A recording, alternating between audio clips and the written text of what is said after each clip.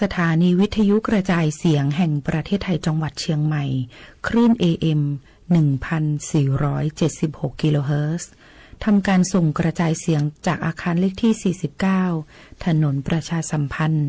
ตำบลช้างครานอำเภอเมืองจังหวัดเชียงใหม่ทำการส่งกระจายเสียงตั้งแต่เวลา 5 นาฬิกาไปจนถึง 24 นาฬิกาเป็นประจำทุกวันค่ะ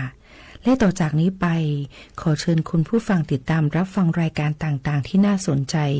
ของทางสถานีได้ตาม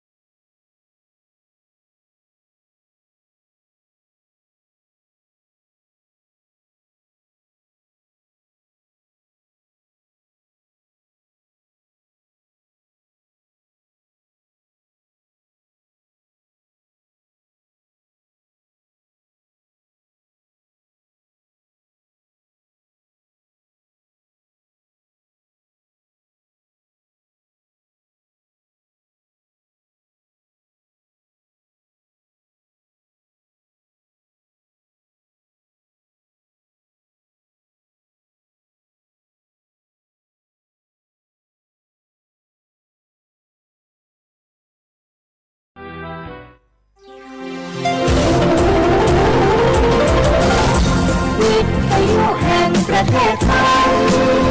ให้ความรู้กู้ความสุข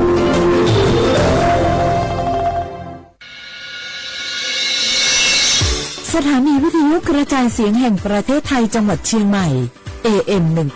1,476 กิโลเฮิรตซ์สถานีวิทยุภาคภาษาชาติพันธุ์แห่งเดียวในประเทศไทยที่มีความทันสมัยเชื่อถือได้สร้างอัตลักษณ์กลุ่มชาติพันธุ์สู่สากลสุกี้ดูนี่สิไข่ ข่าวรับสมัครไปทำงานต่างประเทศเห็นว่าจ่ายทั้งค่าตั๋วเครื่องบินให้ที่พักฟรีแถมมีโบนัสตั้ง5 เท่าของเงินเดือนมีเงินส่งให้ที่บ้านสบายเลยแต่เขาขอค่าดำเนินการเป็นแสนใช่ไหมแล้วก็ให้กรอกข้อมูลส่วนตัวแอดไลน์สแกน QR Code ด้วยรู้ได้ไงอ่ะกำลังจะโอนเงินไปพอดีเลยก็ตอนนี้นายหน้าเถื่อนกำลังระบาดหลอกไปทำงานต่างประเทศรายได้ดีมีสวัสดิการเลิศพี่สาวฉันโดนมากับตัวเสียเงินเป็นแสนแทนที่จะได้โกอินเตอร์โหแบบนี้ก็พังหมดสิขอบคุณนะที่เตือนเกือบไปแล้วเมื่อไหร่เราคิดให้ดีก่อนเชื่อเช็คให้ชัวร์ก่อนแชร์แยกแยะข่าวก่อนตกเป็นเหยื่อ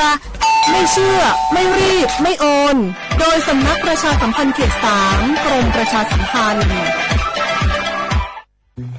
ไผ่มาส่งข้อความอย่างมานี่มันละเอ็งวันส่งมาจนกันสมัครงานรายได้ต่อวันเริ่มต้นที่360 บาทฮัลโหลน้องอุ๋ยว่าได้สนใจงานที่ไอ้ส่งไปฮือก็น่าสนอยู่นะรายได้ก็ดีทำที่บ้านก็ได้ตอนนี้ไอ้ก็ส่งไปฮือในกลุ่มไลน์ที่มูว่างั้นพดละเดี๋ยวก่อนไอ้วันบริษัทอย่างที่ไหนนี่ลองอ่านดูแล้วสิบ่หันมีข้อมูลอย่างสักอย่างเจือได้แต่กว่าเจ้าว่าแล้วต้องถามแน่บ่ต้องเป็นห่วงปีอ่านพอละมีตากรมพัฒนาฝีมือแรงงานมั่นใจได้ชัวร์ถ้าสนใจก็โอนการสมัครไปฮือคนเลยเด้ออันเดี๋ยวน้องขอไปร้องคอดีๆกำก่อนเน้อตึงว่าแล้วโดนเพจปลอมจู้ละไอ้วันสังเกตง่ายๆเพจแต่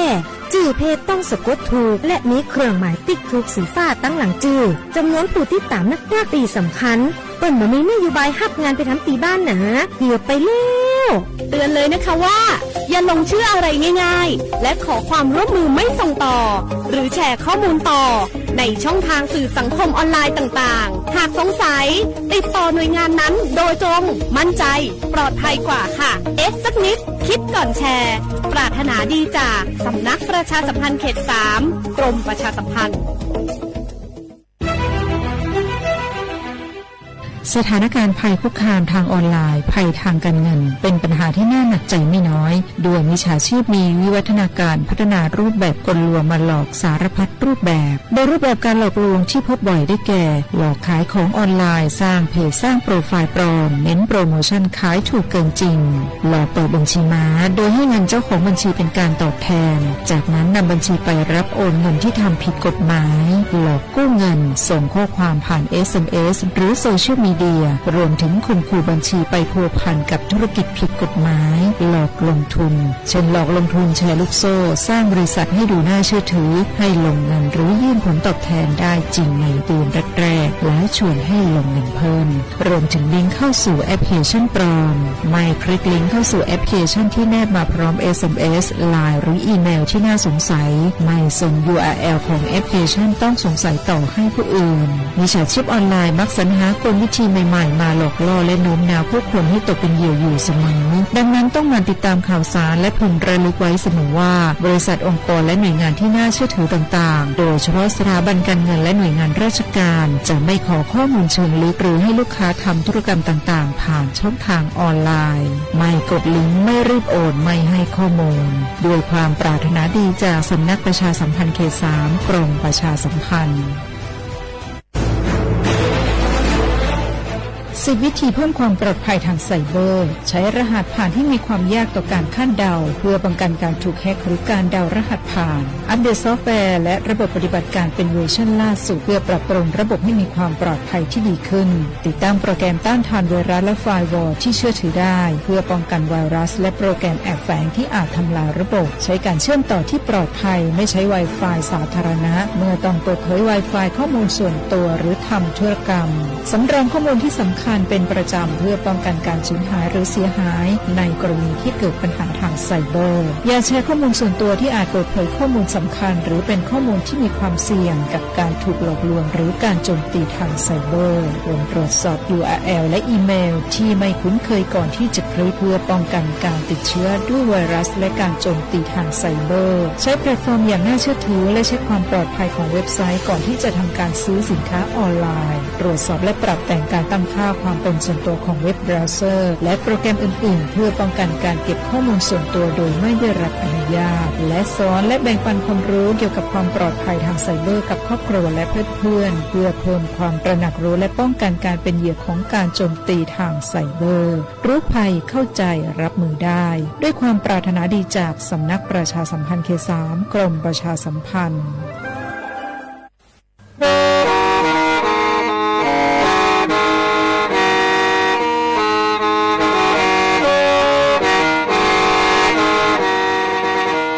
đầu nhúa sáu bóng chua sang xua cú tế chiều thai đợi lũ xỉn trên mày lũ chay hà lùng mong inu tế hà o trà giáng sơn chú tế hà thầu sư hở chứ tính chú trao tính giáng tròn tu tế hà thầu sư hở cầu sang tính chú cầu gì tính trong tờ nợ sáng AM kế ý chênh bao bùa sang chậu trào kHz đời nó mong do bé lùng mong suốt lời so cá nồng tàu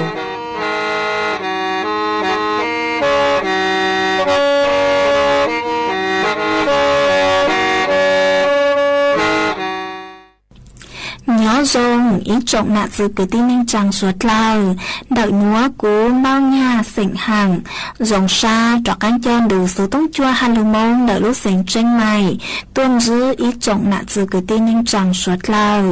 uẩn đinh núa chỉ cú yết thói ý trọng nạ dự cứ tin ninh chẳng suốt lời cứ mênh găng lưu sai hang găng lưu nông nhớ cho hố page Facebook mà thó của mê bánกดไลค์กดแชร์ý lên ýแชร์ปุ๊cho page สวท AM ý chênh bao bùa sang chậu trào kHz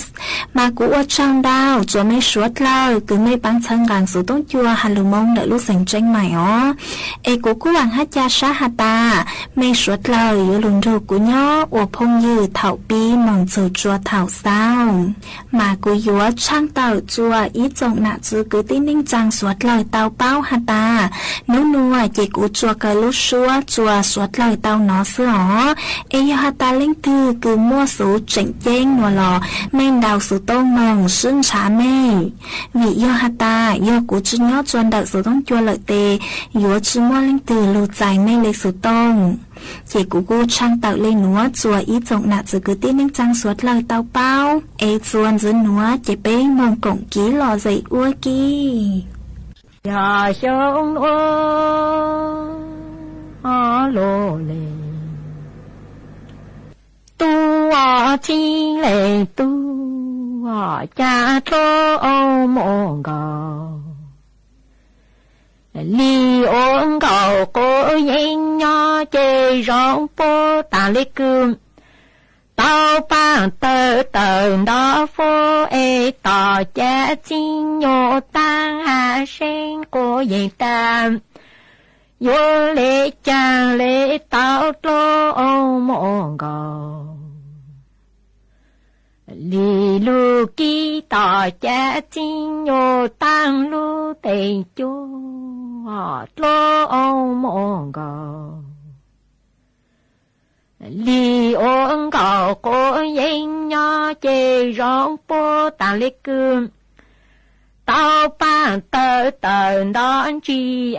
tỏ cha chinh nhô tăng sen lợi dù dền ta vô lê cha lê tao lô mong gạo lì lu kí tỏ cha chinh nhô tăng lu tề dịp tỏ cha chinh nhô tăng khăn gạo bì bó tên dư ô lô lù lên rủ cha con là tôn trô vang anh thô cha con là tôn trô li tên nhà cha lê sơ tao trô mong gạo lì lu ô tỏ cha chi nhô tăng si tỏ cha chi nhô tăng khăn gạo bì bó tên dư ô lô lù lên trụ già của là tôn rô li anh thô già của là tôn rô vang bên nhà cha lễ sơ tao trô ông mô gò lì lưu ô tỏ cha chi nhô tăng nhang nơ họ tỏ cha chi nhô tăng cho tao cho ông mô gò lì lưu dương vô nung mô chi tao đi mò mô chi tao tao chêm tỏ cha chi nhô tăng khăn gạo phì bố tên dư màu ô lộ nhô ê mò bù mô bà mi cô chú lên na yo yu mô bằng mi cô chú nhỏ lu lang chú hôm tỏ cha chi nhô tăng cho tao cho ông mô gò lì lưu dương vô nung mô chi tao đi mò mô chi tao tao tỏ cha chi nhô tăng khăn gạo phì bố tên dư yo màu ô lộn bố mò bù mô bà mi cô chú lên na yo yu mô bằng mi cô chú nhỏ lu lang bùi tỏ cha chi nhô tăng cho càng cô rò lù dương vô yo lùng tàu lang phang chư diễn danh chêm lo ông mộng gâu li lang phang chư diễn dâu chi tàu lo ông mộng gâu li lang phang chư dịp lù cốp lan rồi nhủ nên nên hôm tỏ cha chi nhô tăng cho càng cô rò lù dương vô yo lùng đầu lang phang chư nhị lù chêm lo ông mộng gâu li lang phang chư diễn dâu chi tao lo ông mộng gâu lì lang phang chư dịp lù cốp lan rô nên nê chủ em tỏ cha chi nhô ta ta tỏ cha chi nhô tăng yo hậu lì su lo ô mô gò lì linh thơ tao khó lì su chê tỏ cha chi nhô tăng tì rọt đẹp tỏ cha chi nhô tăng yo hậu lì cha ê cha tỏ cha chi nhô tăng hạt lô ô mô gò lì yo chín chú tỏ cha chi nhô tăng ta tỏ cha chi nhô tăng yo hậu lì cha lo ông mộng gâu li linh thơ tao khó lì cha chê tỏ cha chi nhô tăng tạm tỏ cha chi nhô tăng yo hậu lì su tu trí sang hậu lì cha cha tỏ cha chi nhô tăng tê lu ê lo ông mộng gâu lì yo chín chú tỏ cha chi nhô tăng hà nơ ngọt lo ô mô gò lì hà sinh cô yên ta chang lô nì chô chang tam nà chang tôn rô cang ê chang yi nô tuần trô kế yo khăn gạo trùn trâu tô trốn trô trư em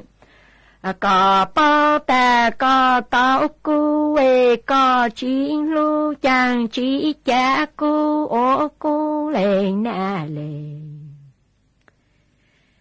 chỉ gạo cô sư nơ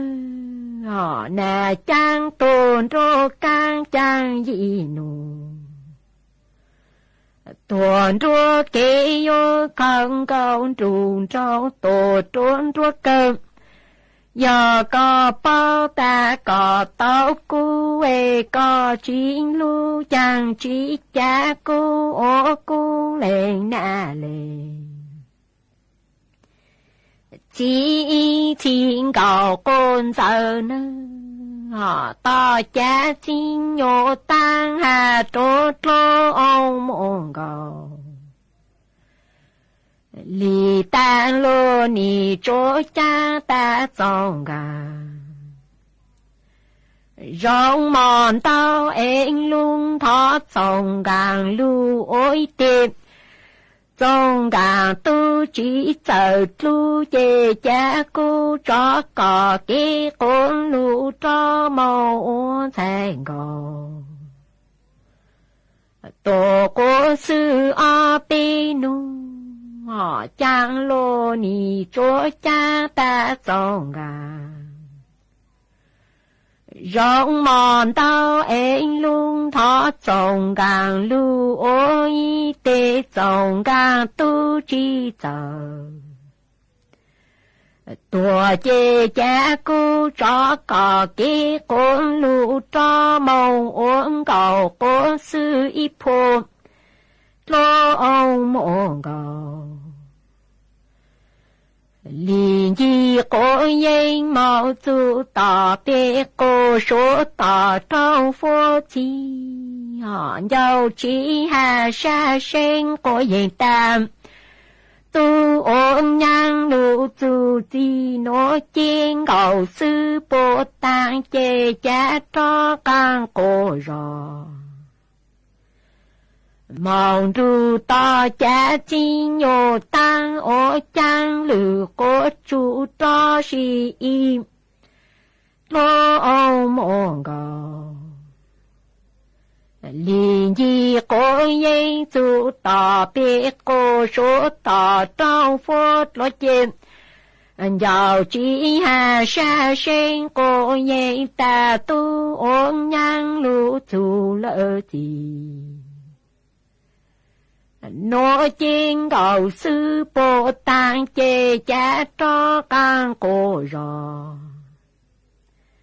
mong du to cha xin nhô tăng ô chang lử cô chú cho si y tuệ to cha xin nhô tăng mong hà trô mô bà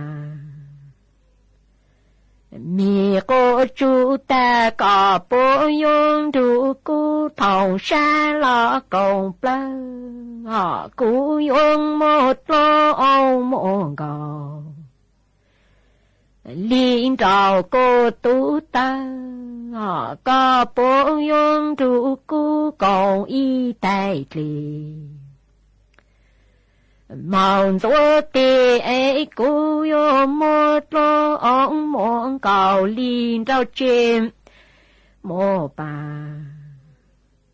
mi cô chú lễ hà trô tỏ cha chính nhô ta ta cú trí ôn nong là chênh nong lũ chếp tỏ nữ nốt lô ông mong cầu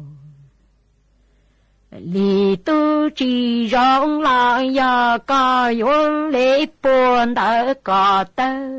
họ cố chỉ uống nong là chênh nong lũ rèm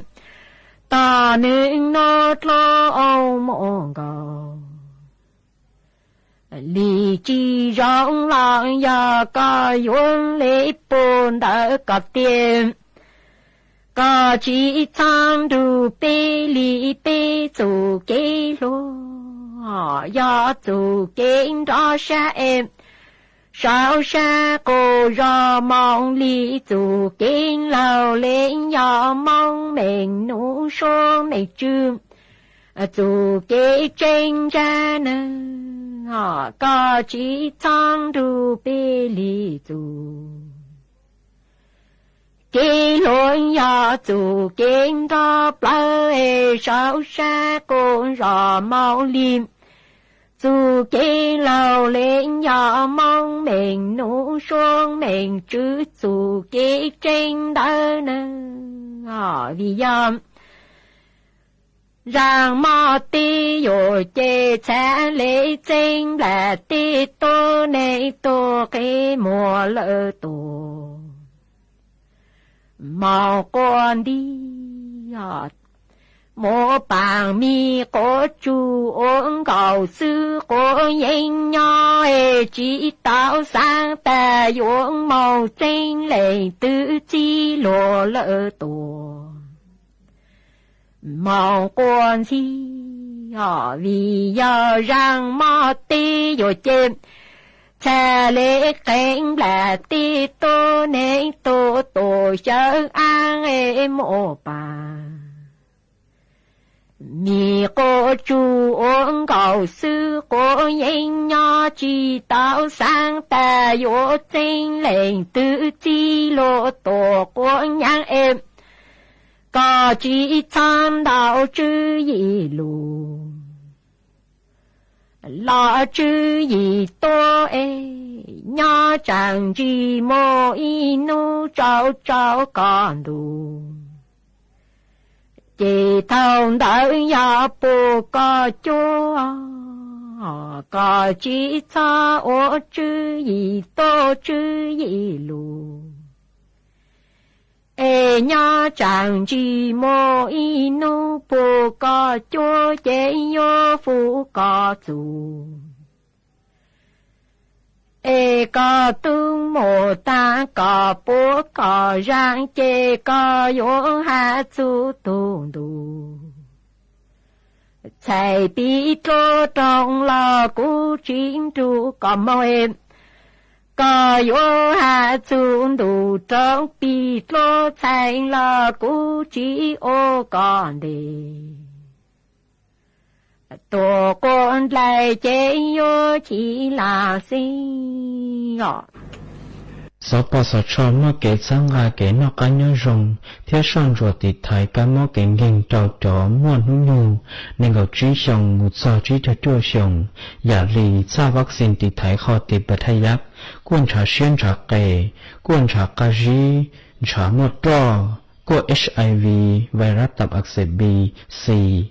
quân trẻ cá mó lòn tờ kế hậu lội danh hậu trợ thía sĩ chua mơ dình qua chế bùa mó xía mó lỡ qua vana rô mà rèn trong bạc qua anh ta xào chế bùa mua mó mà rèn tàu nồm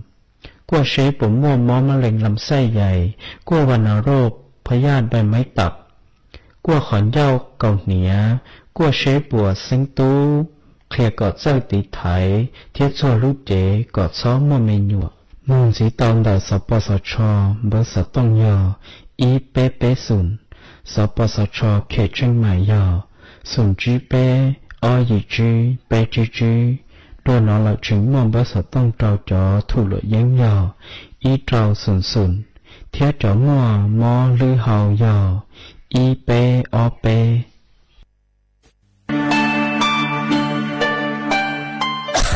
đâu nữa vuốt vua chư rong lê gió băng vuốt á ôn PM 2.5 đào hẻn qua băng chư tao lê do câu la mà do bé chỉnh chia rong lê nữa gió ua chua mua tiếng mèn chua suốt lâu há chó tú chẳng tế thờ lú chế tao chư tăng lên đỡ sẽ thị kịch chư rong ha bé gió sư băng lâu tiếng mèn lấy chàng dông gì sư lưu bí chuan đầu YouTube khen chót lỡ tên long khua tê khai giả lưu bóng báo kế ô la ô tê chót lỡ lưu sứ kế thải phao tê múa tên long khua lưu ô chỉ cho lưu sứ bán tí thái số tờ do bù mua kế lỡ hà chua cho nụ chữ cho nó thi mừng sứ bán tùa há sứ bán cho sống tồn của chua rồng tê cho tú chẳng tê thờ dúa tua chẳng chống ruột u do suốt là sư bán lên nữa phó chua dân dúa rồng tua do cơ lưu sư bán ua của phó chua rồng chua nhìn thái há cho tú chẳng tê thờ kế thâu chu luôn tờ sắm nắc ประชาสัมพันธ์เขตเป้กรมประชาสัมพันธ์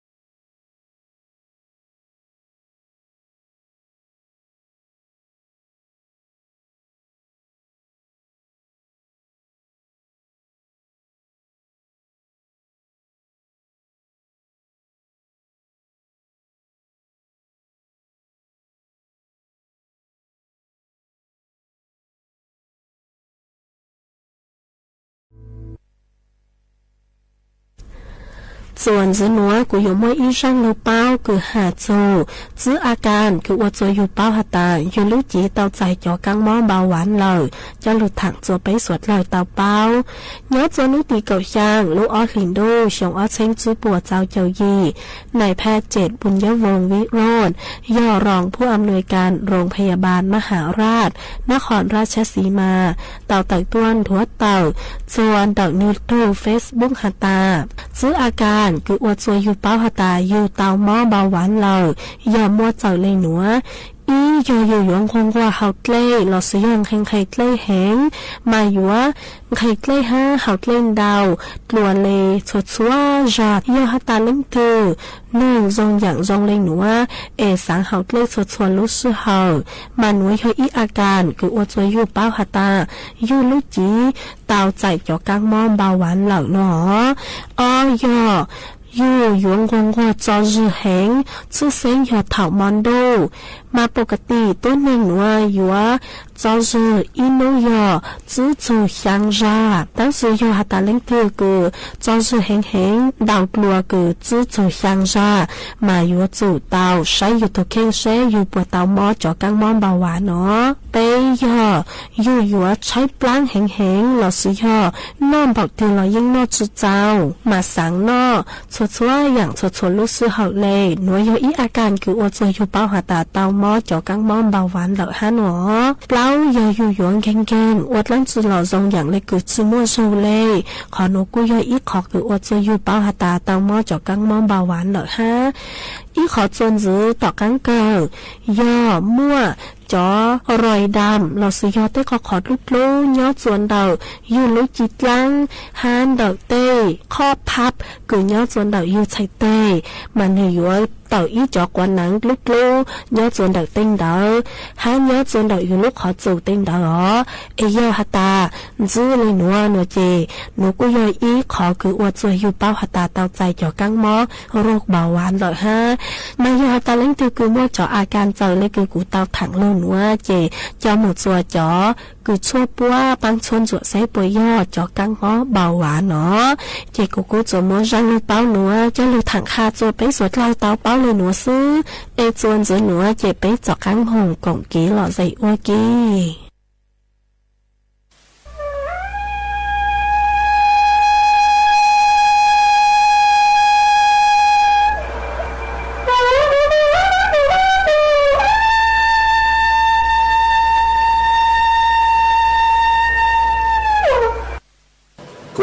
ra đan nừng trở nên cho đậm lòng ra đan nừng nò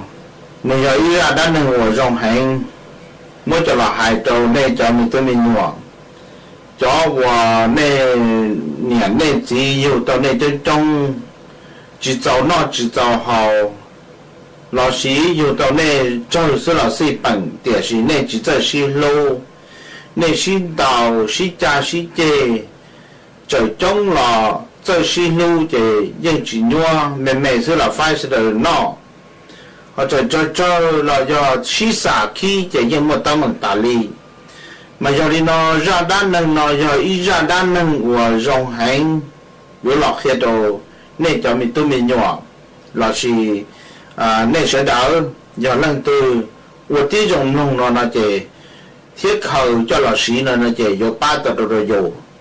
我头摸呢子，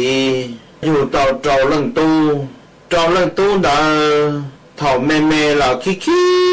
的就弄年弄子路，你还好事，当到了人就走呢，到这了人就走呢，到一呀那只嘛是活呢，大湖的是里嘛，你头你到是。在年代子嘛，都知道过好，都只么多到一头拿，叫老我那是老，没都没有嘛，做那点嘛，听到是嘛，哦，大理了里过都知道好，到招人多的了都只有东西啊，都只有路，知道那了家里做古招都没都到那，古知道过好了家里嘛，你那么火。เราเจ้าเรื่องตู้เดินมาถอเมมาสะอาดเดียวถอเมถอล้อเตียรัวตัวล้อ nhẹ hai nhẹ ra đi lô nhẹ cha nhẹ ra đi lô xin tao lô xin cha xin chê lô xin tao đi xin lô tụ khá tụ mua rò tụ khá tụ mua rò tụ mê là như con tàu tụ lo là như hai ở sai chữ tàu tụ mê lý sư ô lần gì hai chữ tàu lô lần này mà chỉ cho thả cho nó mà mấy nhà hai chữ tàu tôi mới nhỏ nó là mà tàu lần tu đã chỉ xin lô đã chỉ mà chùa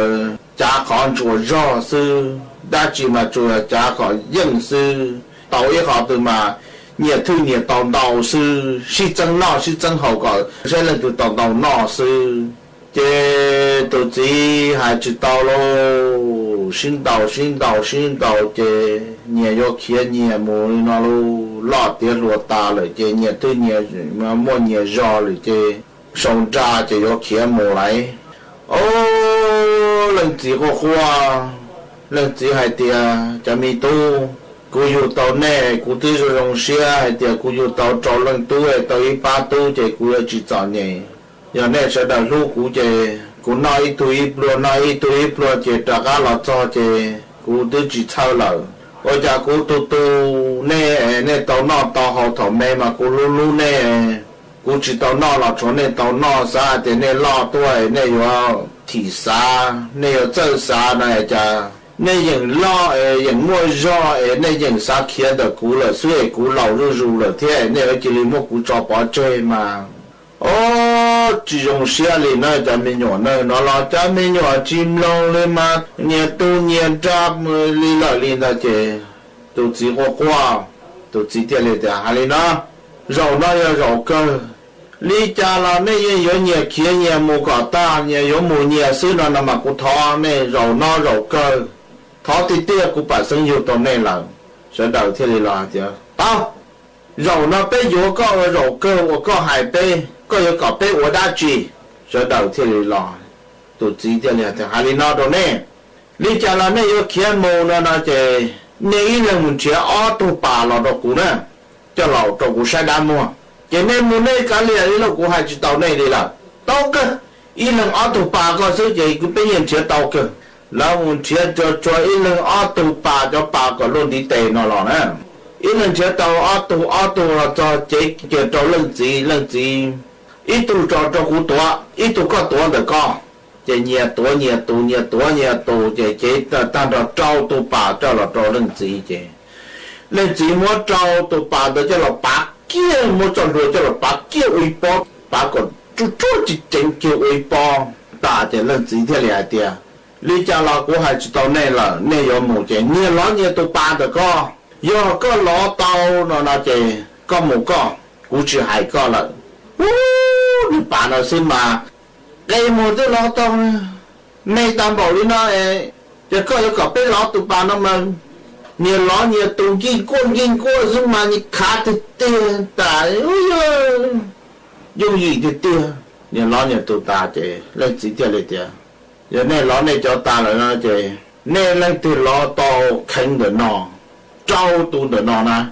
giờ lên từ lọ tàu chơi có một con giờ có lọ tàu là có một con lên từ lọ tàu chơi như thế nào chế cho tu lo câu do ta mà giờ đây chạy nên đâu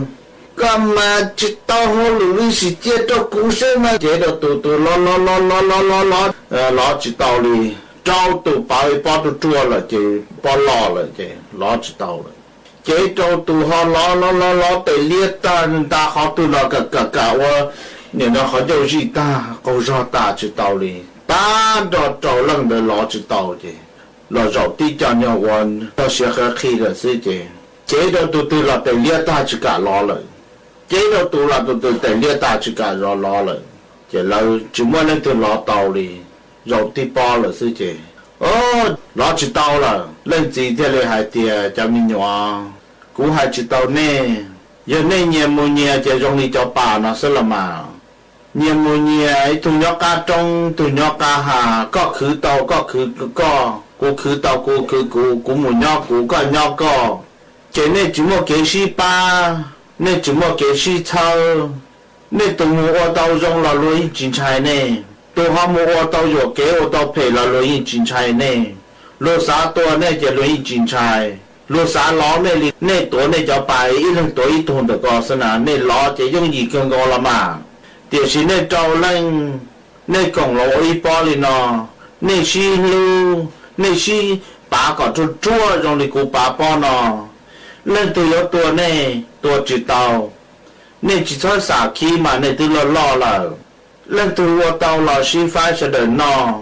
ตอนเตาเสด็จนอนเตาไฟก็ชีโบเตาเจอเราเสด็จไฟก็ชีโบนอเจอเน่ชีลูจวมวนเชอเน่ซื้อเน่ชีเตาเน่จีโมเกชีป้าเลยนะเจลัวจีโมเกนเชอเน่เจเน่อีตุญญากาจงอีตุญญากาหาเจเน่เตกุเตกุอยู่ตอนเน่เจ้าลังละเน่จีโมเกชีป้าเจเน่จีโมเกเตารงเลยจีโมตุนชัยเน่เลยchỉ bảo hai đứa lần ti yo tàu đào lô ở nào ở chữ là lần cứ đào lô ở nào ở chữ chờ lần ti tàu ở nào ở chữ là yo lần cứ sau lần cứ tàu ở nào ở chữ là yo lần ti sau chỉ nên luôn lần theo yo trong ở trái mình nhỏ nó chỉ lời cho tụi mình nhỏ đó là mà li trả cá là thị sa là mà trả cá là rau ok mà trả cá là tua tệ chỉ nằm mù bây giờ tàu li chỉ hai cho cái phê cho cái ua thọ bê mê bê chỉ tỏ tao sư rồi nó bê tư lọ ta lờ bê tư nọ giàu lờ thia bê nhẹ tư khứ tàu nhẹ lờ chỉ nhỏ yo chủ tàu lì chỉ hài lì cho bàn được nó chỉ chỉ linh đã lò lỡ cho lần cứu tin đã xì lô xì pa cứu yo chạy nhẹ đầu ti là chỉ lì mua được đâu thì yo ba đồ cứ là ba đồ đâu chỉ yo cái chỉ yo đào bia yo linh đâu là cho lần cứ tin đó thì liệu năng chân năng lưu là nhiều lời gì cho ya lò mà yo linh đâu ra đan năng nó cũng muốn cho là thảo khi tôi nên này cho cái ti tây tu nên sẽ đầu một trăm mong rong hành nên nhiều nên gì yêu tàu nên tên nhiều ba yêu tàu nên bao chỉ lăng chỉ tàu lăng bây giờ lăng là xếp bành rong khó chỉ sao yo y lăng xưa mà giờ những trong những rong nên sẽ đợi xí lu xí pa ti cứ tàu là sẽ đợi no cứ tàu là sẽ đợi no nên xí lu về nên chỉ một kiểu nhiều xe này giờ hai tia nên chỉ chơi xí lu y lần mù ấy ya y lần mù nhỏ can tu y lần mù nhỏ khổ tu tao nên nó mong sự về nên kiểu mù cho về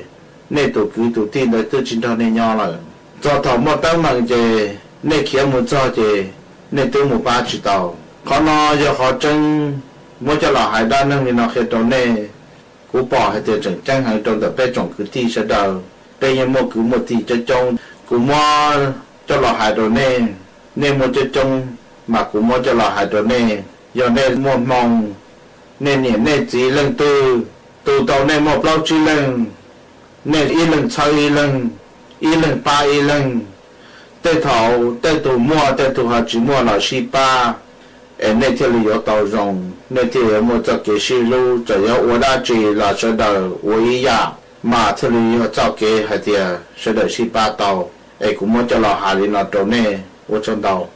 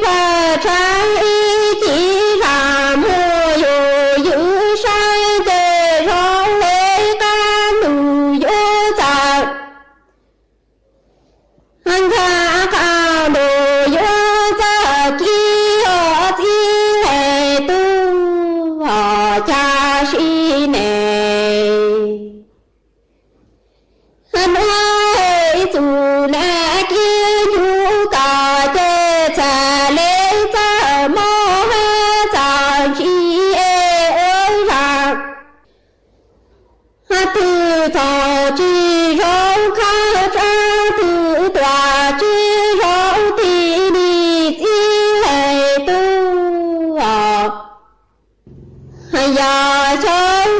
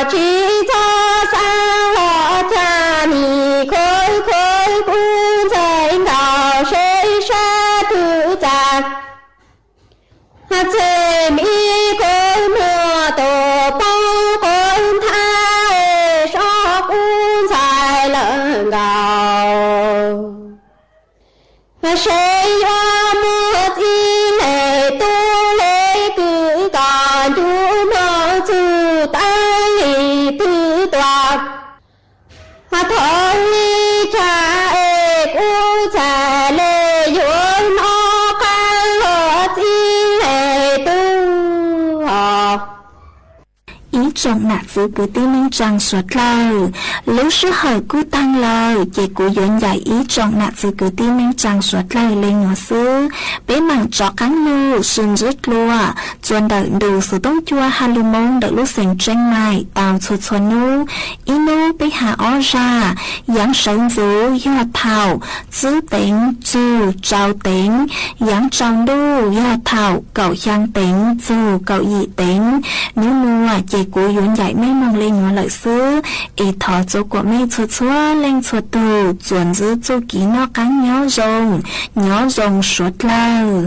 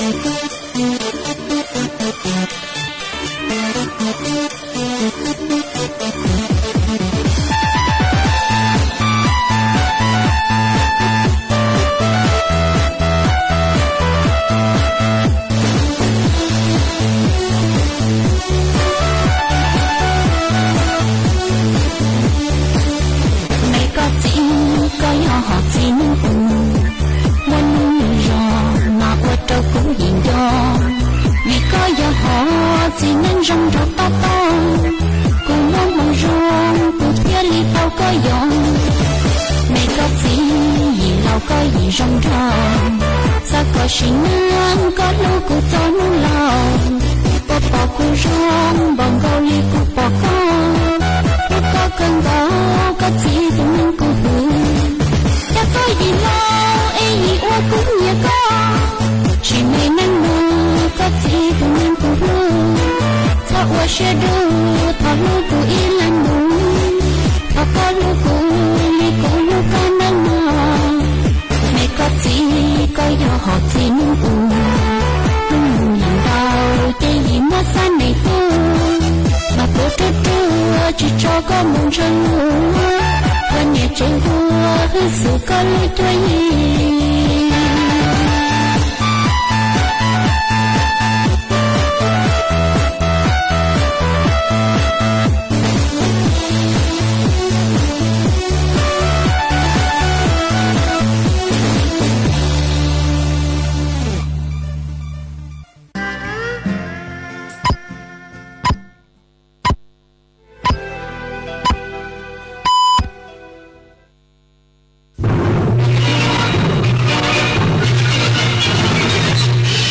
สถานีวิทยุกระจายเสียงแห่งประเทศไทยและเครือข่ายทั่วประเทศเสนอข่าวต้นชั่วโมงรู้เร็วรู้จริงเกาะติดทุกสถานการณ์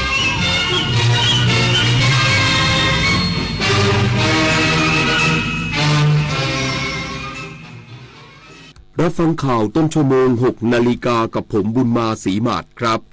กระทรวงวัฒนธรรมร่วมกับ28หน่วยงานร่วมวางแนวทางการจัดงานสงกรานต์ยกระดับเทศกาลสู่ระดับสากลอีกสักครู่กลับมาติดตามรายละเอียดครับ จะเป็นผู้สูงวัยที่ช็อตหรือจะเป็นผู้สูงวัยที่ชิลใช้จ่ายสบายในบ้านปลายชีวิตอยู่ที่คุณแล้วล่ะค่ะรับเงินมาทำบัญชีจดรายรับจดรายจ่ายจดเงินคงเหลือสิ้นเดือนสรุปยอดบัญชีครัวเรือนหรือบัญชีรายรับรายจ่ายจัดทำง่ายลดค่าใช้จ่ายที่ไม่จำเป็นรู้สถานะทางการเงินเพื่อวางแผนการใช้จ่ายอย่างเหมาะสมและเกิดการออมอย่างยั่งยืนเริ่มได้ตั้งแต่วันนี้เตรียมพร้อมก่อนสูงวัยจดไม่จนวันจันทร์สีส้มอังคารสีแดงพุธสีส้มพฤหัสสีแดงศุกร์สีส้มส้มเริ่มส่งผลต่อสุขภาพแดงมีผลต่อสุขภาพปอดเราไม่ปลอดภัยแล้วหายใจ1วันเทียบเท่ากับการสูบบุหรี่4 มวนเพิ่มความเสี่ยงมะเร็งปอด 1.4 เท่างดเผาพดจุดธูปหมั่นเช็คสภาพรถเพื่อลดควันและไม่ลืมสวมหน้ากากอนามัยป้องกันฝุ่นก่อนออกจากบ้านเช็คค่าฝุ่นที Air4 ไทยแอปพลิเคชันกรมควบคุมมลพิษจากน้ำพระราชหฤทัยของพระบาทสมเด็จพระเจ้าอยู่หัวที่มีพระบรมราโชบายในการพัฒนาฟื้นฟูคลองต่างๆทำให้คลองแม่ข่าจังหวัดเชียงใหม่เปลี่ยนจากคลองที่มีสภาพเสื่อมโทรมเต็มไปด้วยขยะและน้ำเน่าเสียสู่การเป็นแม่ข่าโมเดลคลองสวยน้ำใสไหลดีชุมชนมีสุขต้นแบบโครงการจัดการคูคลองในแหล่งชุมชนเพื่อสภาพแวดล้อมที่ดีและพัฒนาคุณภาพชีวิตของประชาชนอย่างยั่งยืน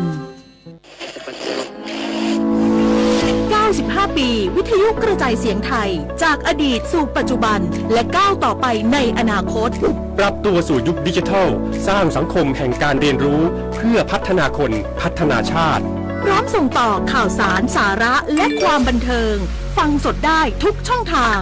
เพราะวิทยุไทยคือพลังแห่งการพัฒนาสังคมไทย25 กุมภาพันธ์วันวิทยุกระจายเสียงไทย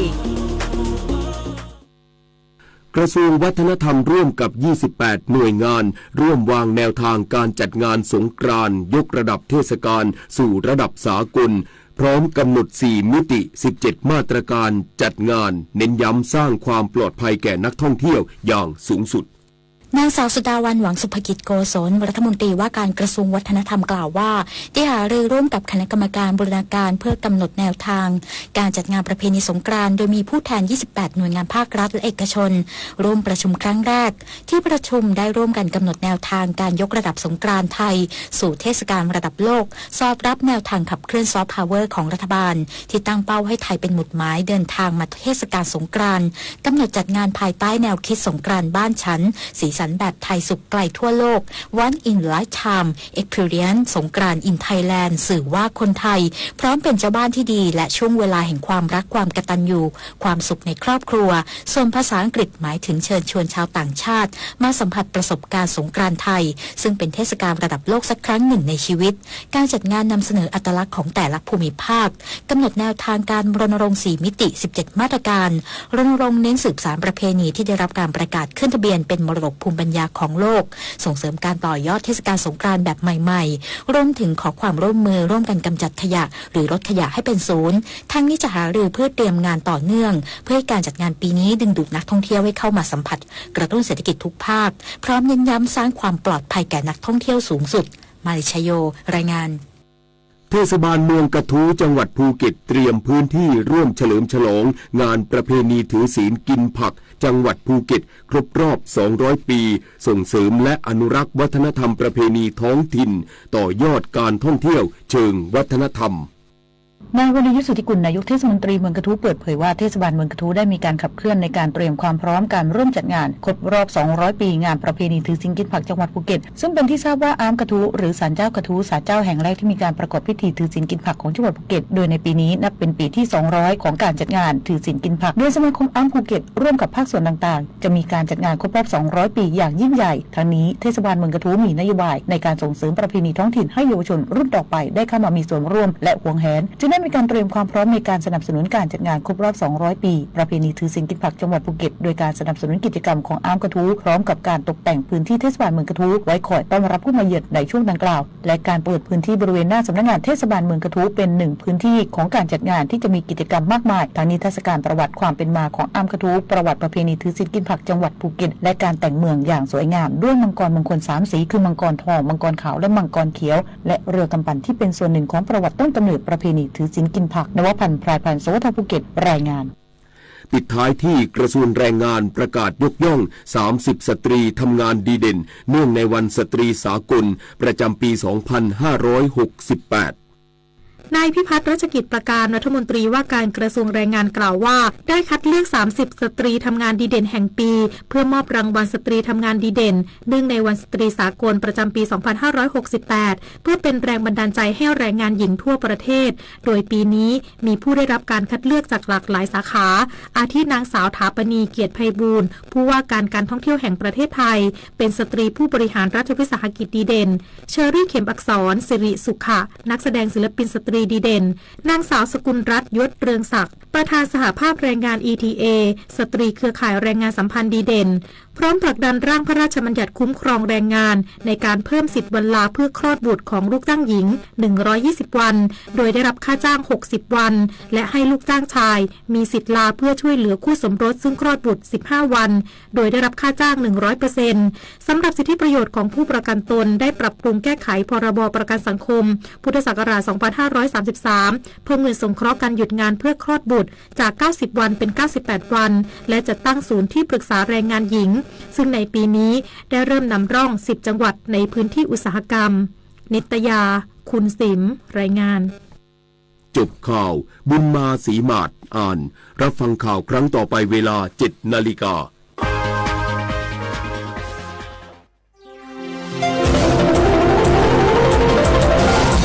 วิทยุแห่งประเทศไทยให้ความรู้คู่ความสุข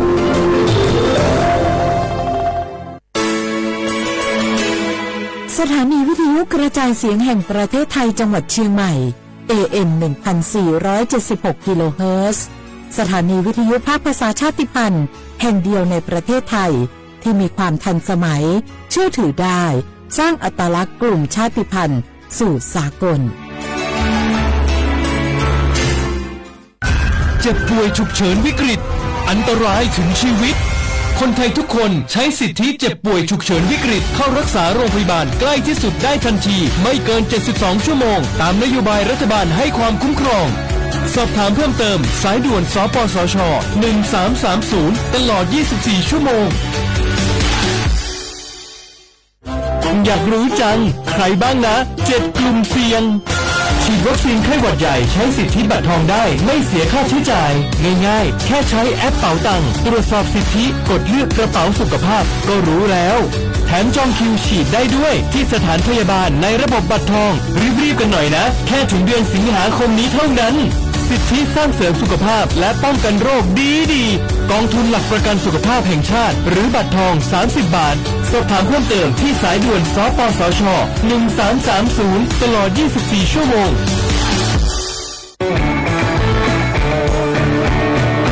บรรยากาศมาพี่ชนแม่วันนี้ปาร์ตี้กันให้สุดๆกันไปเลยจัดไปไหมเมาไหมครับพ่อกลับบ้านได้แล้วเดี๋ยวพรุ่งนี้ก็ต้องไปส่งลูกไปโรงเรียนแต่เช้าอีกจะดื่มอะไรนักหนาเนี่ยนะตื่นไว้อยู่แล้วจะอะไรกันนักกันหนาขอสนุกกับเพื่อนนิดนึงไม่ได้หรือยังไงฮะเหนื่อยมาทั้งวันเนี่ยแค่นี้นะพี่ไปร้านอื่นต่อไปก็ไป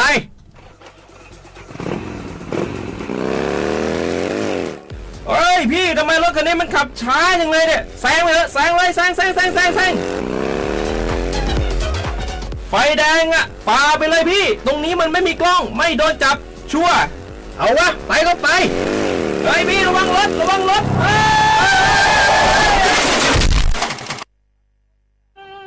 บนท้องถนนการตัดสินใจพลาดเพียงครั้งเดียวอาจหมายถึงความสูญเสียอย่าให้ความสนุกเพียงชั่วครู่กลายเป็นความเศร้าชั่วชีวิตด้วยความปรารถนาดีจากสำนักประชาสัมพันธ์เขต 3 กรมประชาสัมพันธ์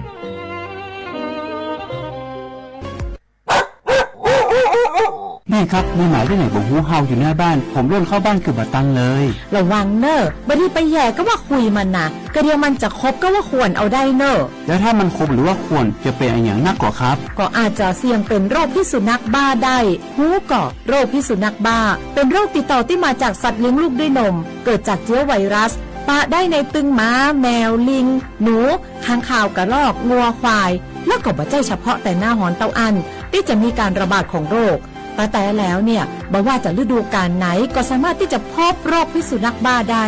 ถ้าติดเชื้อโรคพิษสุนัขบ้าจะเป็นจะได้ครับจะมีอาการกลัวน้ำแล้วก็อาการทางประสาทโดยเฉพาะที่ระบบประสาทส่วนกลางถ้าเป็นแล้วหากฉีดวัคซีนป้องกันโรคประตันก็จะเสียชีวิตกุหลายเลยแล้วเราจะป้องกันอย่างไรครับแม่ก็ต้องระวังบดีฮื้อหมาก็ว่าแมวขบที่สำคัญนะถ้าหากว่าเฮามีสัตว์เลี้ยงในบ้านก็ควรจะพาไปฉีดวัคซีนป้องกันโรคพิษสุนัขบ้าตามกำหนดโดยเนอถ้าอย่างอันวันหยุดนี้เขาพาเจ้าชักกี้ไปฉีดวัคซีนป้องกันโรคพิษสุนัขบ้ากันหน่อยแม่นอได้เลยลูกโรคพิษสุนัขบ้ารักษาไม่หายติดเชื้อถึงตายร่วมกันป้องกัน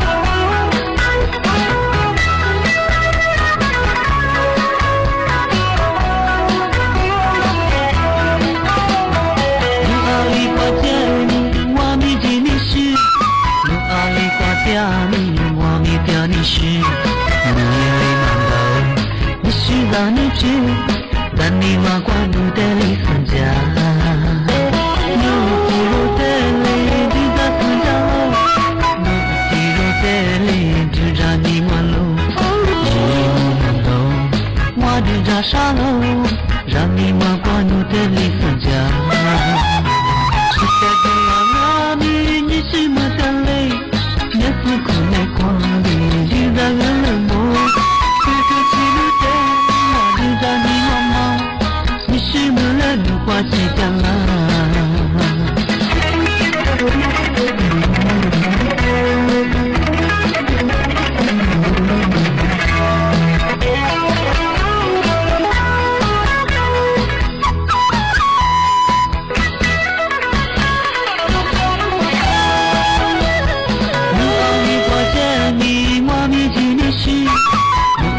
我掉你，我没掉你是你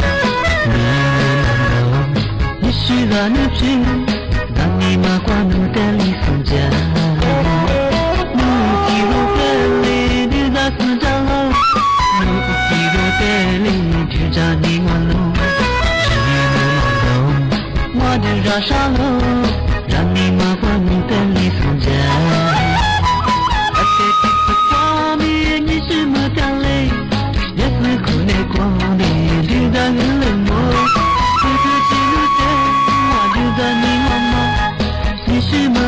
花期掉了，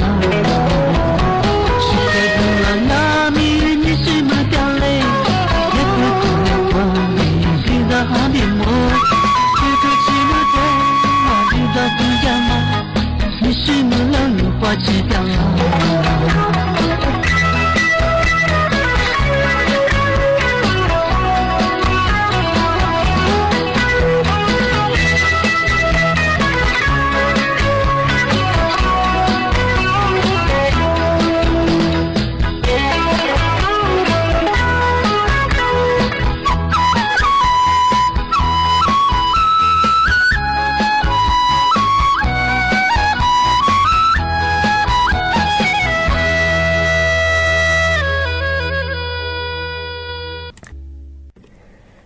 小花不啦，花花啊，你来触摸花你节目啊，阿拉提注目，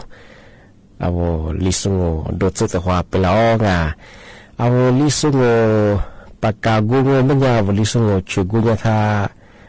จิ้มหมายสถานีวิทยุกระจายเสียงแห่งประเทศไทยจังหวัดเชียงใหม่วันดาวงออาทิตย์ทาวระบบไลฟ์สดจากเฟซบุ๊กจะเคยยี่เพจของเธอสวทเชียงใหม่ AM 1476กิโลเฮิรตซ์ที่ไลฟ์อย่างเอาลิสงไม่ยาวเธอเนี่ยที่คว้าที่มูลที่คว้ที่มูลแล้วก็เคยหนีมุขวันนี้3 โมงที่ยังมาเคยหนีคว้าด้วยที่ยังคว้านี้คือเนี่ยสะดวกเอาวิธีว่าโดยจะมางงเป็นอย่างกว่ายี่ระบบยา AM ยี่ความถี่ของเธอที่ตัวลีฮาสิสุดโฉมกว่าตัวยา$นี่มีถึงยังงงเป็นอย่างเอาลิโซบางงเป็นอย่างคือที่หาหนีจืดหวานนี่มีถึงยังเธอแฮปปี้ยี่คนยี่ตัวว่าเนี่ยโฉดจืดเฮกุดกุมาที่เธอเอาไทยบางเป็นอย่างคือ你自你นี่มีถึงยังมาคือนัดโชว์ยังวันเสาร์ที่22เดือนกุมภาพันธ์พศก็คือ2568ที่คมมางงที่นี่คือนี่มีถึงยังมาคือวันหยุดนัดโชว์นี้นัดนี้ก็คือวันหยุดราชการเรียกว่าสภาสมามีก็คือสมัครผู้สมัครปีว่าทุลาพจงมันยังนัดที่นี้ความนี้นังวันนี้สงานเนี่ยแปดโมงความนี้ที่เมื่อคือลิโมเกิดสถิติเปรี้ยงมาขยาที่ยาสภาสมามีกูยิวไลเห็นยิงขยาทางไกลมาที่กิจวัตรนัดส่วนนี้นั่นยังไม่เคยว่าเชื่อว่ามาตัดยิงเอาเจ้าเจ็บไม่เคยยึดชุดแรงวะที่มาเทเชื่อเฮเมชิเมียกุลาปีมาแบบเปิดที่ช่วงอามาสาบ้านเงินปัญญาเอารัฐบาลกระทรวงแรงงานย่าเนี่ยอาจจะสถิติจัว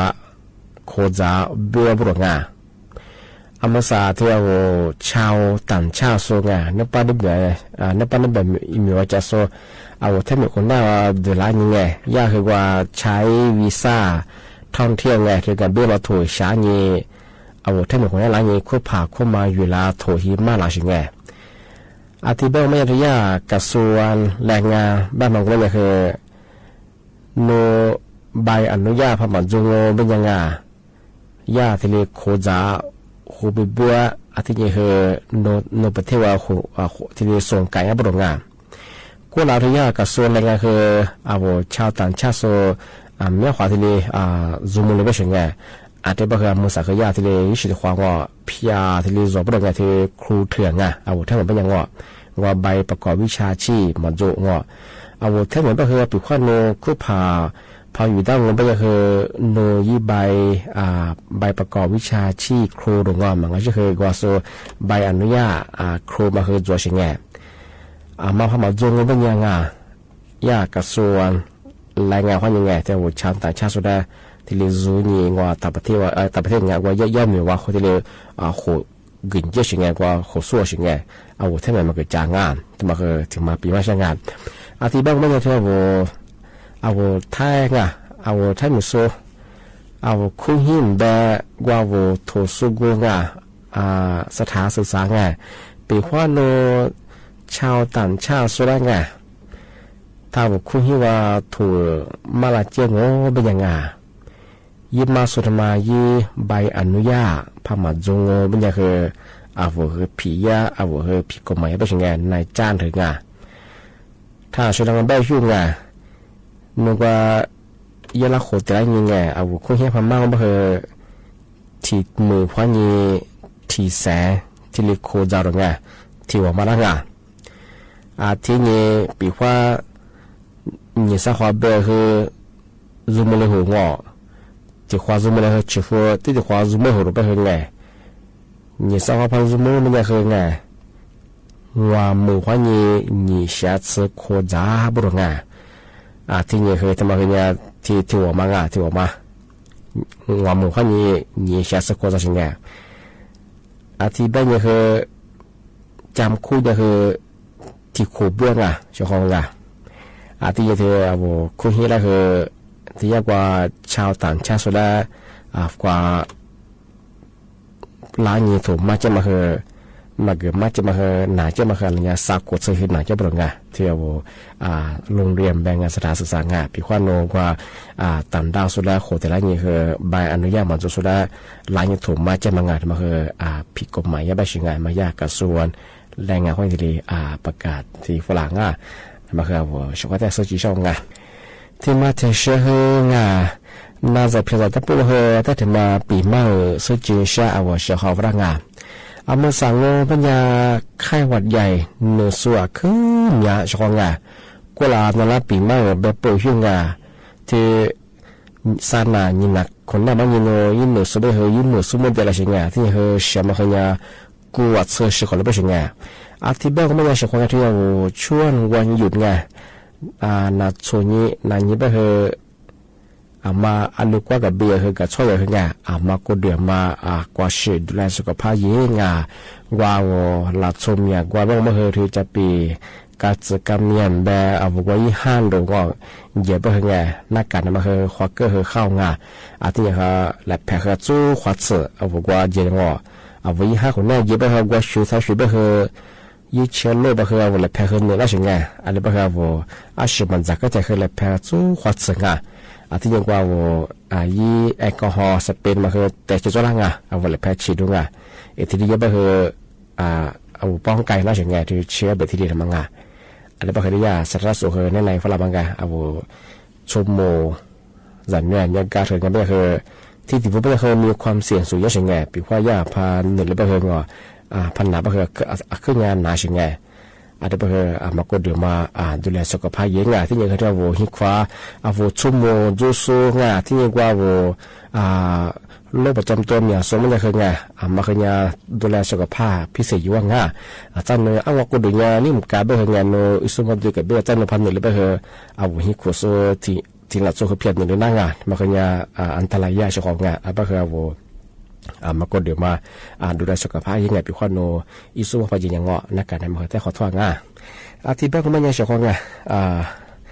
นับปีมาก็ที่เลี้ยงจวงที่บ้านทำผมกว่าทุกคนนั่งทำมากกว่านักการยังเคยปกครองตัวความจุลความ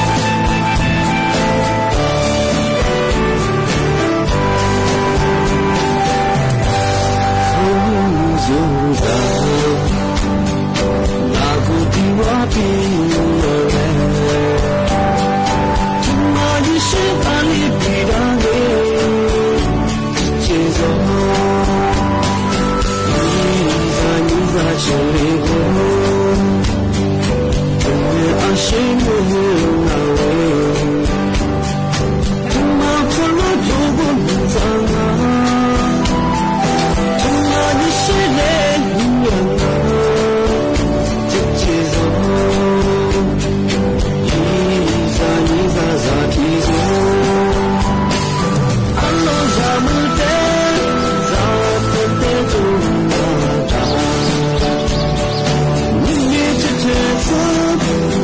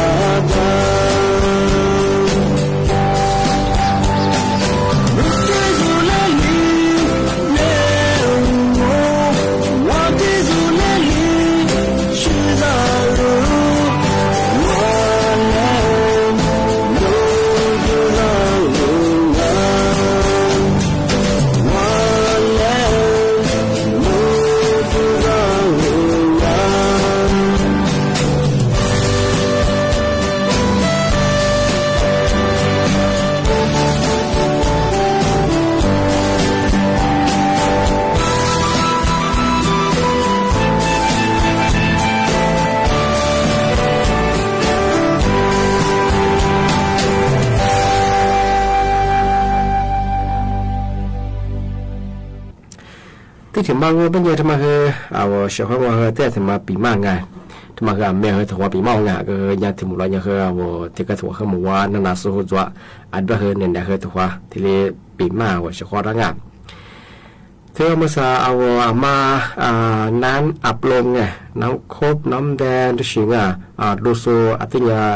จามโมบางอย่างเชื่อว่าไงสมัยผมไม่อยากที่จะโรงพยาบาลเนี่ยจุฬาลงกรณ์มาคือสภาการชาติคือแนะนำทะเลยิฟลาชความก็มาปีคว้าน้ำอัดลงมาดูซาเลงมันจะคือมีความเสี่ยงกว่าตายกว่านิ้วในตายที่มันสิเกินหน้าไปเฉยชความที่แบงว่ามันจะคือยาเน้นในฝรั่งมันจะคือถึงยุคคนหน้ามันจะคือน้ำอัดลงมาดูมาคือไว้กระป๋องไงกระป๋องที่ว่ามาnhị quạt nhị cái bó mà cái quê chế bể cho con gà thế thì mong mìnhคือควรดื่มน้ำสะอาดงากว่าว่าจะอาจจะใช้มาคือไง1.5 ถึง 2 ลิตรต่อวันที่โดไปเลยcho con gàที่ปัญญามาน้ำอร่อยคือโดยชีสมันคือที่ยาจามูราไงโดยสลงมันคือว่าเอาแต่วันนี้มาคือเกณฑ์หน้าไปใช่ไงสิพูดเมื่อคือ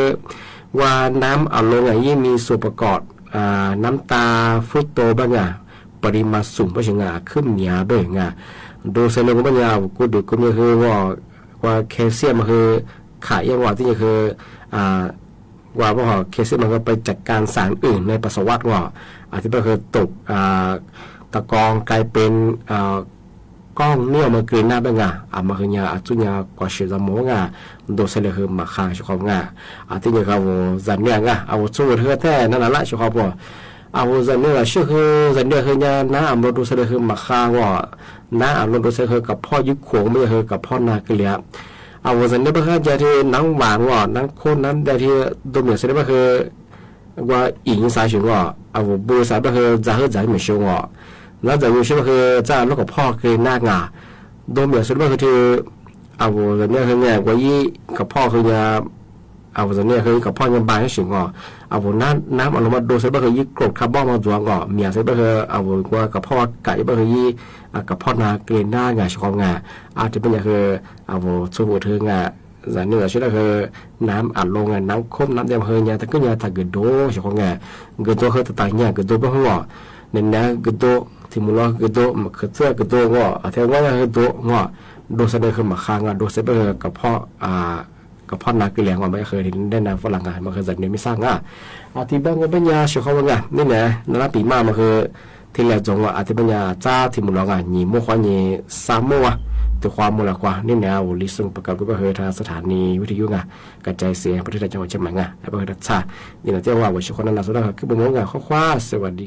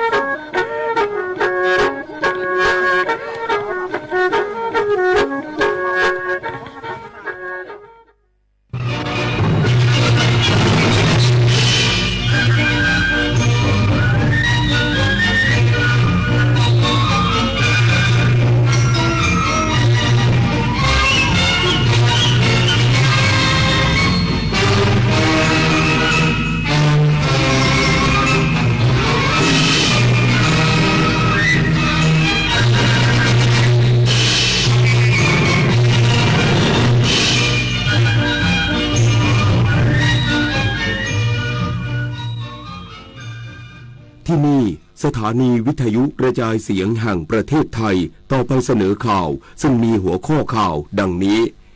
คณะกรรมการทรัพยากรน้ำแห่งชาติเตรียมแผนรับมือภัยแล้งพร้อมรณรงค์ใช้น้ำอย่างคุ้มค่าด้านกรมอุตุนิยมวิทยาเตือนช่วงวันพรุ่งนี้จนถึงวันที่ 25 กุมภาพันธ์ประเทศไทยตอนบนอากาศแปรปรวนก่อนเข้าสู่ฤดูร้อนวันที่ 28 กุมภาพันธ์นี้นายกรัฐมนตรีหารือคณะผู้แทนบริษัทจีนขยายการลงทุนด้าน AI เซมิคอนดักเตอร์และพลังงานทางเลือกเตรียมความพร้อมรองรับอุตสาหกรรมใหม่ในอนาคตทางการสหรัฐระบุผู้นำยูเครนอาจยอมลงนามข้อตกลงด้านแร่ธาตุกับสหรัฐในอนาคตอันใกล้เพื่อยุติสงครามระหว่างรัสเซียกับยูเครนการแข่งขันกอล์ฟฮอนด้า LPGA ไทยแลนด์รอบ2โปรจีนอาทยาธิติกุลมือ2ของโลกและโปรโมริยาจุฑานุการโชว์ฟอร์มได้อย่างยอดเยี่ยมต่อไปเป็นรายละเอียดของข่าวด้วยวันที่ 21 กุมภาพันธ์ 2568 ตรงกับวันคล้ายวันพระราชสมภพของสมเด็จพระราชาธิบดีแห่งภูฏานพระบาทสมเด็จพระเจ้าอยู่หัวทรงพระกรุณาโปรดเกล้าโปรดกระหม่อมให้ส่งข้อความพระราชสารถวายพระพรชัยมงคลไปยังสมเด็จพระราชาธิบดีแห่งภูฏานดังนี้ในโอกาสอันเป็นมงคลแห่งวันคล้ายวันพระราชสมภพของฝ่าพระบาทหม่อมฉันขอถวายพระพรชัยมงคลและความปรารถนาดีด้วยใจจริงเพื่อฝ่าพระบาททรงมีพระพลานามัยสมบูรณ์แข็งแรงและทรงพระเกษมสำราญทั้งเพื่อความสงบสุขและความก้าวหน้ารุ่งเรืองของประเทศและประชาชนชาวภูฏานสัมพันธไมตรีระหว่างราชอาณาจักรของเราทั้งสองนั้นแน่นแฟ้นมาจวบจนบัดนี้ก็ด้วยค่านิยมและความผูกพันร่วมกันกอบกับมรดกทางพระพุทธศาสนาอันล้ำค่าอีกทั้งสายสัมพันธ์อันลึกซึ้งระหว่างพระราชวงศ์ทั้งสองล้วนเป็นปัจจัยเสริมสร้างความร่วมมือในด้านต่างๆที่สำคัญทั้งในด้านการค้าการลงทุนการศึกษาการท่องเที่ยวความร่วมมือด้านการพัฒนาและการสาธารณสุขหม่อมฉันและพระราชินีจึงหวังว่าการที่เราทั้งสองจะไปเยือนราชอาณาจักรภูฏานในเวลาอันใกล้นี้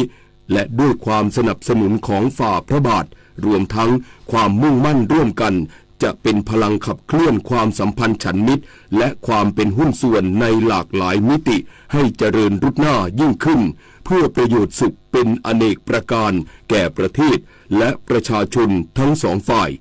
พระปรมาภิไธยมหาวชิราลงกรณ์พระวชิรเกล้าเจ้าอยู่หัว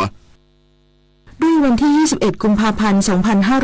2568 ตรงกับวันคล้ายวันพระราชสมภพของสมเด็จพระราชาธิบดีแห่งนอร์เวย์พระบาทสมเด็จพระเจ้าอยู่หัวทรงพระกรุณาโปรดเกล้าโปรดกระหม่อมให้ส่งข้อความพระราชสารถวายพระพรชัยมงคลไปยังสมเด็จพระราชาธิบดีแห่งนอร์เวย์ความว่า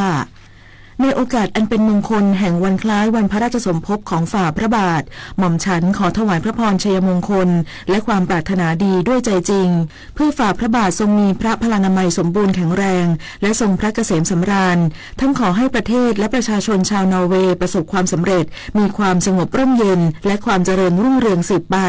หม่อมฉันมีความยินดีเป็นอย่างยิ่งที่ในปี 2568 นี้เป็นปีแห่งการเฉลิมฉลองครบ 120 ปีแห่งความสัมพันธ์ทางการทูตระหว่างราชอาณาจักรไทยกับราชอาณาจักรนอร์เวย์สัมพันธไมตรีและความร่วมมือระหว่างประเทศทั้งสองได้เจริญงอกงามมาอย่างมั่นคงตลอดระยะเวลาที่ผ่านมาหม่อมฉันเชื่อเป็นอย่างยิ่งว่าด้วยไมตรีจิตที่มีมายาวนานนี้เราจะยังมุ่งมั่นร่วมกันในการกระชับความร่วมมือและความเป็นหุ้นส่วนทั้งในระดับทวิภาคีและกรอบความร่วมมืออาเซียนนอร์เวย์ให้แน่นแฟ้นยิ่งขึ้นด้วยความสัมพันธ์ฉันมิตรที่ดำเนินมาถึง120 ปีทั้งในด้านการค้าการลงทุนการท่องเที่ยววิทยาศาสตร์และเทคโนโลยีเราจะมุ่งไปสู่อนาคตอันรุ่งเรืองยิ่งขึ้นของประเทศและประชาชนของเราทั้งสองต่อไปอย่างแน่นอนพระปรมาภิไธยมหาวชิราลงกรณ์พระวชิรเกล้าเจ้าอยู่หัวคณะกรรมการทรัพยากรน้ำแห่งชาติเตรียมแผนรับมือภัยแล้งพร้อมรณรงค์ใช้น้ำอย่างคุ้มค่าด้านกรมอุตุนิยมวิทยาเตือนช่วงวันพรุ่งนี้จนถึงวันที่ 25 กุมภาพันธ์ประเทศไทยตอนบนอากาศแปรปรวนก่อนเข้าสู่ฤดูร้อนวันที่ 28 กุมภาพันธ์นี้ นายประเสริฐจันทรดวงทองรองนายกรัฐมนตรีและรัฐมนตรีว่าการกระทรวงดิจิทัลเพื่อเศรษฐกิจและสังคมเปิดเผยถึงการประชุมคณะกรรมการทรัพยากรน้ำแห่งชาติหรือกนช.วันนี้ว่าที่ประชุมได้เน้นย้ำมาตรการรับมือปัญหาภัยแล้งโดยมอบหมายให้กรมชลประทานและกรมส่งเสริมการปกครองท้องถิ่นประชาสัมพันธ์ให้เกษตรกรวางแผนเพาะปลูกข้าวนาปรังพร้อมส่งเสริมการปลูกพืชใช้น้ำน้อยและหน่วยงานที่เกี่ยวข้องเร่งสำรวจพื้นที่ขาดแคลนน้ำโดยเฉพาะพื้นที่แล้งซ้ำซากนอกเขตชลประทานเพื่อติดตามแก้ไขปัญหาให้ทันท่วงทีมอบหมายกรมประชาสัมพันธ์รณรงค์ให้ประชาชนใช้น้ำอย่างประหยัดและคุ้มค่าทั้งนี้ที่ประชุมยังได้เห็นชอบปรับปรุงแผนเสนองบประมาณในการแก้ไขปัญหาภัยแล้งประมาณ 3,000 ล้านบาทโดยคำนึงถึงความจำเป็นและเหมาะสมในการขอใช้งบกลางตามสถานการณ์ที่เกิดขึ้นด้านนางสาวสุกัญญานียะวินชาญอธิบดีกรมอุตุนิยมวิทยาเปิดเผยว่าตั้งแต่สัปดาห์นี้เป็นต้นไปลักษณะอากาศประเทศไทยจะเริ่มแปรปรวนมากขึ้นเนื่องจากเป็นช่วงเปลี่ยนถ่ายฤดูกาลลมเปลี่ยนทิศทางโดยในช่วงวันที่ 23-25 กุมภาพันธ์นี้มวลอากาศเย็นกำลังปานกลางถึงค่อนข้างแรงจากจีนจะแผ่ลงมาปกคลุมภาคตะวันออกเฉียงเหนือและทะเลจีนใต้โดยจะมีพายุฝนฟ้าคะนองลมกระโชกแรงลูกเห็บตกรวมถึงฟ้าผ่าที่อาจเกิดขึ้นได้ในบางพื้นที่และอุณหภูมิจะลดลงส่วนภาคใต้จะมีฝนเพิ่มขึ้นคลื่นลมบริเวณอ่าวไทยตอนล่างจะมีกำลังค่อนข้างแรงในบางพื้นที่ตั้งแต่จังหวัดเพชรบุรีลงมาจนถึงภาคใต้ตอนล่างเนี่ยก็อาจจะมีโอกาสฝนตกหนักถึงหนักมากได้บางพื้นที่และเมื่อสะสมเป็นระยะเวลา 2-3 วันเนี่ยก็อยากจะฝากเตือนให้ระวังอันตรายจากสภาวะฝนตกหนักถึงหนักมากคลื่นลมก็จะมีกำลังแรงนะคะอ่าวไทยตอนล่างเนี่ยคลื่นจะสูงถึง3 เมตรเพราะฉะนั้นเนี่ยเรือเล็กเนี่ยอยากจะเตือนว่าให้งดออกจากฝั่งไปเลยนะคะเรือใหญ่ก็อาจจะเดินเรือด้วยความระมัดระวังนิดนึงนะคะอธิบดีกรมอุตุนิยมวิทยากล่าวเพิ่มเติมว่าปีนี้ฤดูร้อนของประเทศไทยจะเริ่มขึ้นในวันที่ 28 กุมภาพันธ์และจะสิ้นสุดช่วงกลางเดือนพฤษภาคมโดยอุณหภูมิสูงสุดเฉลี่ย 35-36 องศาเซลเซียสและในช่วงเดือนเมษายนมีโอกาสที่อุณหภูมิจะสูงกว่า 42 องศาใน 14 จังหวัดสำหรับปริมาณฝนปีนี้คาดว่าจะมากกว่าปกติ10-20%ศักดิ์สิทธิ์ประดับศิลป์รายงานรัฐบาลเตือนภัยบุหรี่ไฟฟ้ารูปแบบโดเรมอนระบาดในกลุ่มเด็กและเยาวชนสั่งการหน่วยงานที่เกี่ยวข้องเดินหน้าปราบปรามหยุดการลักลอบผลิตนำเข้าหรือจำหน่ายและดำเนินการกับเจ้าหน้าที่ที่ละเลยนายอนุกูลพฤกษานุศักดิ์รองโฆษกประจำสำนักนายกรัฐมนตรีเปิดเผยว่ารัฐบาลเร่งดำเนินการจับกุมและเร่งสร้างภูมิคุ้มกันในการป้องกันการสูบบุหรี่และบุหรี่ไฟฟ้าในเด็กและเยาวชนโดยสั่งการหน่วยงานภาครัฐบูรณาการความร่วมมือเดินหน้าปราบปรามหยุดการลักลอบผลิตนำเข้าหรือจำหน่ายเพื่อยับยั้งการแพร่ระบาดบุหรี่ไฟฟ้าทุกชนิดหากพบเห็นพื้นที่ใดเปิดขายและเจ้าหน้าที่ละเว้นการปฏิบัติจะดำเนินการเอาผิดทันทีพร้อมย้ำว่ารัฐบาลไม่สนับสนุนในสิ่งที่ทำลายสุขภาพโดยได้ดำเนินการตามกฎหมายอย่างเคร่งครัดกับผู้ฝ่าฝืนซึ่งมีโทษทั้งจำทั้งปรับปัจจุบันพบว่ากลุ่มเด็กและเยาวชนเริ่มสูบบุหรี่ไฟฟ้ามากขึ้นมีรูปแบบที่ดึงดูดใจแต่ไม่โดดเด่นแปลกตาทำให้ผู้ปกครองไม่ทันสังเกตลักษณะคล้ายอาร์ตทอยเป็นที่รู้จักในชื่อบุหรี่ไฟฟ้าโดเรมอนข้อมูลของกรมสนับสนุนบริการสุขภาพพบว่าปัจจุบันเด็กและเยาวชนไทยติดบุหรี่ไฟฟ้าถึง18.6%โดยมีความเข้าใจผิดคิดว่าบุหรี่ไฟฟ้าสามารถช่วยเลิกบุหรี่มวนได้ถึง61.23%เข้าใจว่านิโคตินส่งผลดีต่อร่างกาย51.19%เชื่อว่าบุหรี่ไฟฟ้าอันตรายน้อยกว่าบุหรี่มวน50.2%นอกจากนี้ยังเข้าใจว่าน้ำยาของบุหรี่ไฟฟ้าไม่มีส่วนผสมของนิโคตินและรู้เท่าไม่ถึงการเกี่ยวกับอันตรายที่แฝงมากับผลิตภัณฑ์บุหรี่ไฟฟ้าทำให้ในปี 2567 พบผู้ป่วยเยาวชนมีอาการปอดอักเสบรุนแรงจากการใช้บุหรี่ไฟฟ้าเพิ่มขึ้นกว่า100 รายนายวราวุฒิศิลปะอาชารัฐมนตรีว่าการกระทรวงการพัฒนาสังคมและความมั่นคงของมนุษย์หรือพม.กล่าวถึงกรณีเด็กนักเรียนชั้นประถมศึกษาสูบบุหรี่ไฟฟ้า จนปอดหายว่าขอประณามผู้ที่ขายบุหรี่ไฟฟ้าให้กับเด็กถือเป็นการทำลายทรัพยากรของประเทศที่ควรได้รับการดูแลให้เติบโตขึ้นเป็นกำลังสำคัญของชาติพร้อมฝากถึงพ่อแม่ผู้ปกครองขอให้ดูแลลูกหลานให้ดีโดยกระทรวงพม.ยินดีทำงานร่วมกับทุกฝ่ายเพื่อสร้างสถาบันครอบครัวให้เข้มแข็งคุณพ่อคุณแม่คือประการที่สำคัญที่สุดที่จะดูแลลูกมาผมขอประณามเลยนะครับคนที่ขายบุหรี่ไฟฟ้าให้กับเด็กเนี่ยท่านทำแบบนี้ทำให้เด็กที่อายุยัง10 กว่าขวบบ้างยังไม่ถึง10 ขวบบ้างเนี่ยปอดหายไปเนี่ยวันนี้เราจะต้องดูแลเด็กเราจะต้องประคบประหงมทำให้เขาเติบโตขึ้นมาเป็นทรัพยากรของชาติขณะที่นายประเสริฐจันทระรวงทองรองนายกรัฐมนตรีและรัฐมนตรีว่าการกระทรวงดิจิทัลเพื่อเศรษฐกิจและสังคมหรือดีอีกล่าวว่ากระทรวงดีอีได้ทำงานร่วมกับหลายหน่วยงานอาทิสสสและสคบดำเนินการปิดกั้นช่องทางจำหน่ายออนไลน์เกือบทั้งหมดแล้วแต่ยอมรับว่ายังมีการเปิดเว็บไซต์ใหม่ๆลักลอบขายอยู่ต่อเนื่องซึ่งจะประสานงานกับสำนักงานตำรวจแห่งชาติเพื่อปราบปรามในเรื่องนี้ต่อไปและขอเตือนว่าการขายบุหรี่ไฟฟ้าเป็นสิ่งผิดกฎหมายและยังมีโทษเกี่ยวกับการนำเข้าข้อมูลซึ่งเป็นความผิดตามพรบคอมพิวเตอร์ด้วยผลิตนาถ ขวัญแสนสุขรายงานนายกรัฐมนตรีหารือคณะผู้แทนบริษัทจีนขยายการลงทุนด้าน AI Semiconductor และพลังงานทางเลือกเตรียมความพร้อมรองรับอุตสาหกรรมใหม่ในอนาคตเมื่อวานนี้นางสาวแพทองธารชินวัตรนายกรัฐมนตรีให้การต้อนรับนายหานจื้อเฉียงเอกอัครราชทูตสาธารณรัฐประชาชนจีนประจำประเทศไทยนำคณะผู้แทนบริษัทจีนในไทยเข้าเยี่ยมคารวะที่ทำเนียบรัฐบาลโดยทั้งสองฝ่ายได้แลกเปลี่ยนข้อเสนอแนะด้านการค้าและการลงทุนเน้นการพัฒนาและขยายการลงทุนในประเทศไทยโดยเฉพาะด้านอุตสาหกรรมสมัยใหม่เช่นAI Semiconductor และพลังงานทางเลือกเพื่อสนับสนุนการสร้างระบบนิเวศทางเทคโนโลยีและนวัตกรรมนายกรัฐมนตรีเน้นย้ำว่ารัฐบาลให้ความสำคัญกับการพัฒนาอุตสาหกรรมแห่งอนาคตและพร้อมสนับสนุนบริษัทจีนที่ดำเนินธุรกิจในประเทศไทยเพื่อยกระดับความสัมพันธ์ระหว่างกันให้แน่นแฟ้นยิ่งขึ้นนายกรัฐมนตรียังกล่าวถึงการจ้างงานและการพัฒนาทักษะแรงงานไทยให้สอดคล้องกับอุตสาหกรรมแห่งอนาคตโดยคณะผู้แทนบริษัทจีนยินดีสนับสนุนและส่งเสริมการพัฒนาทักษะแรงงานผ่านการจัดการฝึกอบรมให้ความรู้ร่วมกับสถาบันต่างๆที่เกี่ยวข้องอย่างต่อเนื่องวันนี้มูลนิธิแพทย์อาสาสมเด็จพระศรีนครินทราบรมราชชนนีหรือพอสวจะออกให้บริการประชาชนในพื้นที่จังหวัดแม่ฮ่องสอนที่หมู่4บ้านแม่อีล้อตำบลโป่งสาอำเภอปายจึงขอเชิญชวนประชาชนในพื้นที่ดังกล่าวไปรับบริการโดยไม่เสียค่าใช้จ่ายใดๆ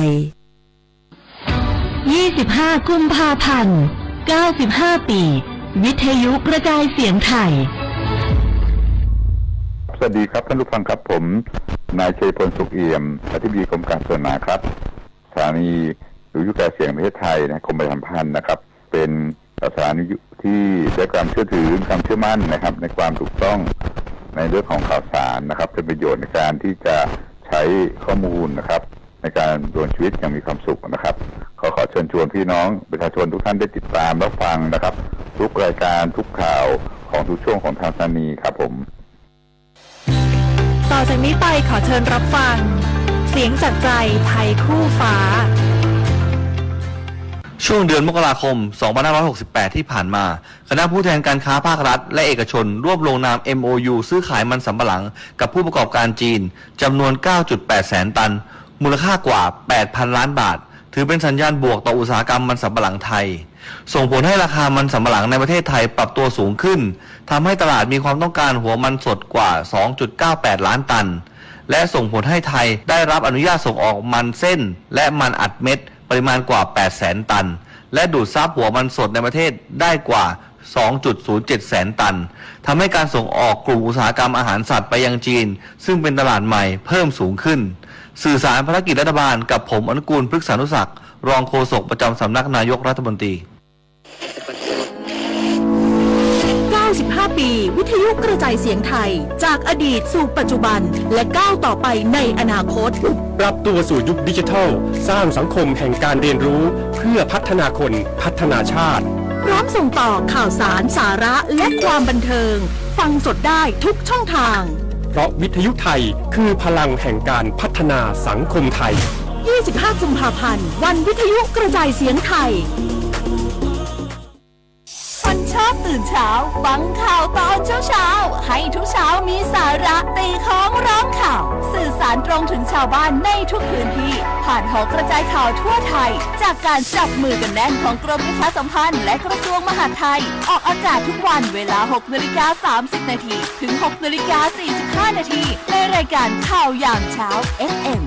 92.5 เมกะเฮิรตซ์ทางสถานีวิทยุกระจายเสียงแห่งประเทศไทยและเครือข่ายทั่วประเทศ7:16 นาทีต่อไปรับฟังข่าวต่างประเทศสำนักข่าวรอยเตอร์รายงานว่านายไมค์วอลส์ที่ปรึกษาด้านความมั่นคงแห่งชาติสหรัฐคาดการณ์ว่าประธานาธิบดีโวโลดิเมียร์เซเลนสกี้ผู้นำยูเครนจะยอมลงนามข้อตกลงด้านแร่ธาตุกับสหรัฐในอนาคตอันใกล้พร้อมเน้นย้ำว่าผู้นำยูเครนจำเป็นต้องยอมกลับเข้าสู่การเจรจากับสหรัฐซึ่งเป็นส่วนหนึ่งของความพยายามยุติสงครามระหว่างรัสเซียกับยูเครนหลังประธานาธิบดีโดนัลด์ทรัมป์ผู้นำสหรัฐกล่าวหาว่ายูเครนเป็นฝ่ายเริ่มต้นทำสงครามกับรัสเซียขณะที่นายอังเดรเยอร์มักหัวหน้าคณะเจ้าหน้าที่ทำเนียบประธานาธิบดียูเครนหารือทางโทรศัพท์กับนายวอลส์เพื่อพยายามปรับจุดยืนระหว่างสหรัฐกับยูเครนให้สอดคล้องกันโดยเน้นย้ำถึงความสำคัญของการรักษาความร่วมมือที่แน่นแฟ้นและการรักษาระดับความสัมพันธ์ของทั้งสองประเทศสำนักข่าวต่างประเทศรายงานว่ากระทรวงการต่างประเทศเวียดนามเผยแพร่แผนที่กำหนดเส้นฐานในอ่าวตังเกียซึ่งอยู่ระหว่างเวียดนามกับเกาะไหหนานของจีนเพื่อเป็นการปกป้องและรักษาอธิปไตยของประเทศในแนวเขตแดนทางทะเลที่ใช้ร่วมกับจีนโดยครอบคลุมพื้นที่ตั้งแต่อ่าวในจังหวัดกวางนินทางตอนเหนือของเวียดนามไปจนถึงจังหวัดกวางจิทางตอนกลางของประเทศพร้อมอ้างว่าเส้นฐานดังกล่าวเป็นรากฐานสำคัญในการกำหนดอาณาเขตทางทะเลของเวียดนามตามอนุสัญญาสหประชาชาติว่าด้วยกฎหมายทางทะเลและข้อตกลงแบ่งเขตอ่าวตังเกียที่เวียดนามลงนามร่วมกับจีนในปี 2543 ทั้งนี้ความเคลื่อนไหวดังกล่าวมีขึ้นหลังจีนประกาศเส้นฐานของตนเองในอ่าวตังเกียเมื่อเดือนมีนาคมปี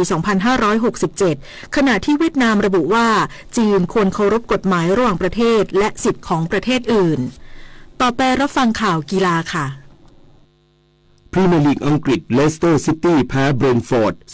0-4ถือเป็นความพ่ายแพ้เป็นเกมที่10จากการลงเล่น11นัดหลังสุดในลีกจากความประชัยนัดนี้ทำให้จิ้งจอกสยามมี17คะแนนจาก26นัดอยู่รองบ๊วยส่วนเบรนท์ฟอร์ดมี37คะแนนรั้งอันดับ10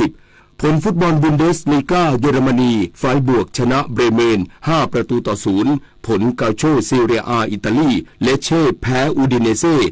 0-1และลาลิก้าสเปนเซลตาชนะโอซาซูน่า1-0การแข่งขันฟุตบอลไทยลีกมีเตะ1คู่นครราชสีมา FC เปิดบ้านพบสุโขทัย FC จบเกมเสมอ2-2สุโขทัยเล่น5เกมหลังมีแค่2แต้มเตะ23นัดมี30แต้มอยู่อันดับที่8ส่วนโคราช FC เสมอ3นัดติดมี28แต้มอยู่อันดับที่10ยูฟ่าจับสลากประกบคู่ยูฟ่าแชมเปี้ยนส์ลีกรอบ16ทีมสุดท้ายปรากฏว่าลิเวอร์พูลจ่าฝูงพรีเมียร์ลีกจะได้ดวลกับปารีสแซงต์แชร์กแมงซึ่งจะเป็นการเจอกันครั้งแรกนับตั้งแต่ฤดูกาลที่ลิเวอร์พูลคว้าแชมป์ยุโรปสมัย6โดยผู้ชนะจะไปเจอกับแอสตันวิลล่าหรือคลับบูสขณะที่อาร์เซนอลเจอ PSV ไฮโอเฟนซึ่งไม่ว่าใครจะผ่านไปได้มีงานสาหัสที่ต้องดวลกับแชมป์15สมัยเรอัลมาดริดหรือแอตเลติโกมาดริดผลประกบคู่อื่นเฟเยนูดเจออินเตอร์มิลานบาเยิร์นมิวนิกเจอกับเลเวอร์คูเซนดอร์ทมุนด์เจอลิวและเบนฟิก้าเจอบาร์เซโลนาการแข่งขันกอล์ฟฮอนด้า LPGA Thailand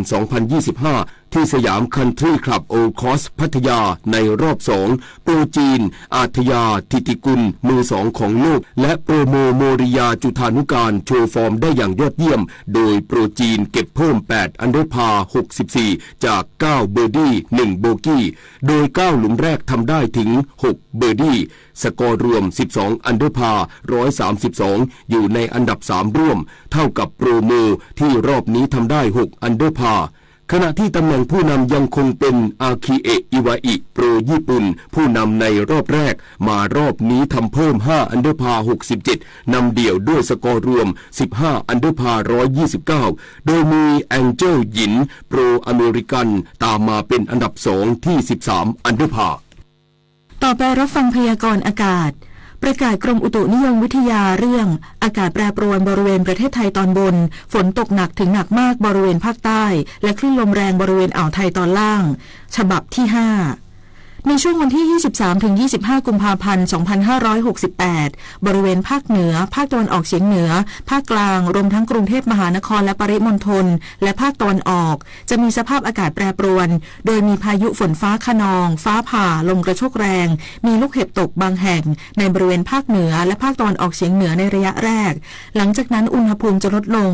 ขอให้ประชาชนในบริเวณดังกล่าวระวังอันตรายจากสภาพอากาศที่แปรปรวนควรหลีกเลี่ยงการเดินทางผ่านบริเวณที่มีฝนฟ้าคะนองหรืออยู่ในที่โล่งแจ้งใต้ต้นไม้ใหญ่สิ่งปลูกสร้างและป้ายโฆษณาที่ไม่แข็งแรงส่วนเกษตรกรควรเสริมความแข็งแรงให้ไม้ผลและเตรียมการป้องกันความเสียหายที่อาจเกิดขึ้นกับผลผลิตทางการเกษตรและสัตว์เลี้ยงรวมทั้งระมัดระวังรักษาสุขภาพช่วงที่สภาพอากาศเปลี่ยนแปลง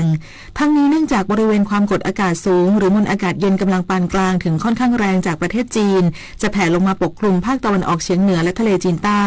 ส่งผลทำให้มีลมใต้และลมตะวันออกเฉียงใต้พัดนำความชื้นจากทะเลจีนใต้และอ่าวไทยเข้ามาปกคลุมประเทศไทยตอนบนประกอบกับจะมีคลื่นกระแสลมฝ่ายตะวันตกจากประเทศเมียนมาเคลื่อนผ่านภาคเหนือภาคตะวันออกเฉียงเหนือตอนบนและประเทศลาวตอนบนในขณะที่ประเทศไทยตอนบนมีอากาศร้อน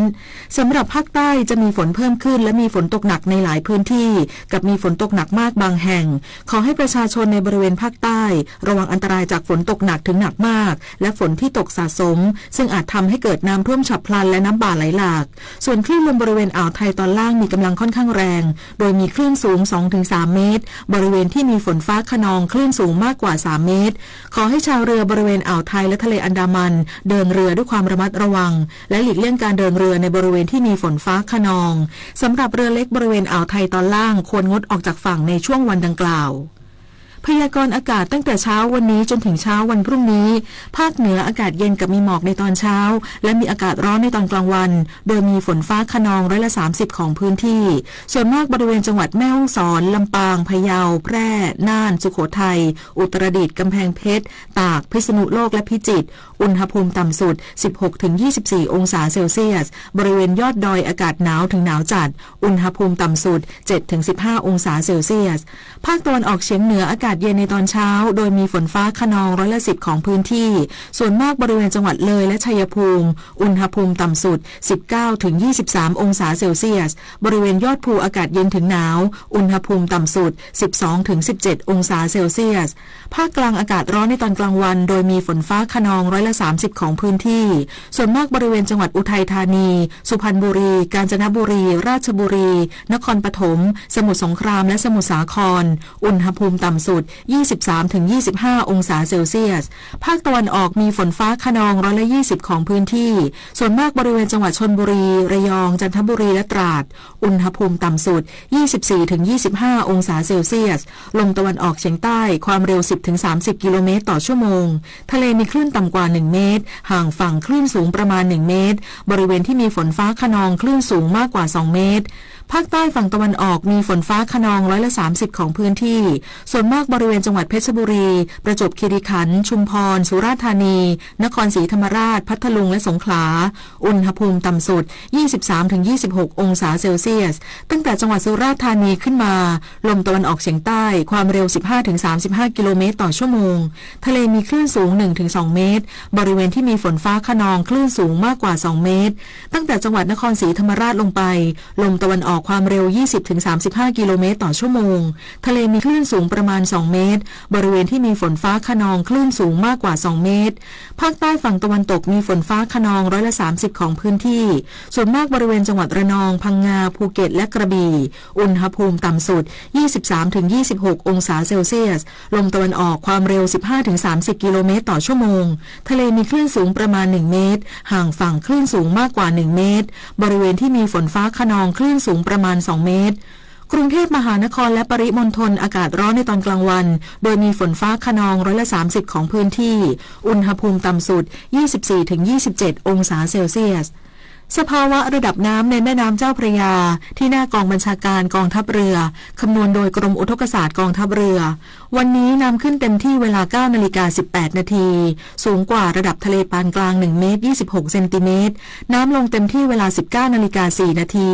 ต่ำกว่าระดับทะเลปานกลาง50เซนติเมตรวันนี้ที่ประภาคารกาญจนาภิเษกแหลมพรหมเทพจังหวัดภูเก็ตดวงอาทิตย์ตกเวลา 18:38 นาทีกรุงเทพมหานครดวงอาทิตย์ตกเวลา 18:25 นาที1 นาทีกับกปท.พวงมาลัยรถเป็นอุปกรณ์สำคัญที่ช่วยกำหนดทิศทางที่ปลอดภัยยิ่งขึ้นหากควบคุมอย่างถูกวิธี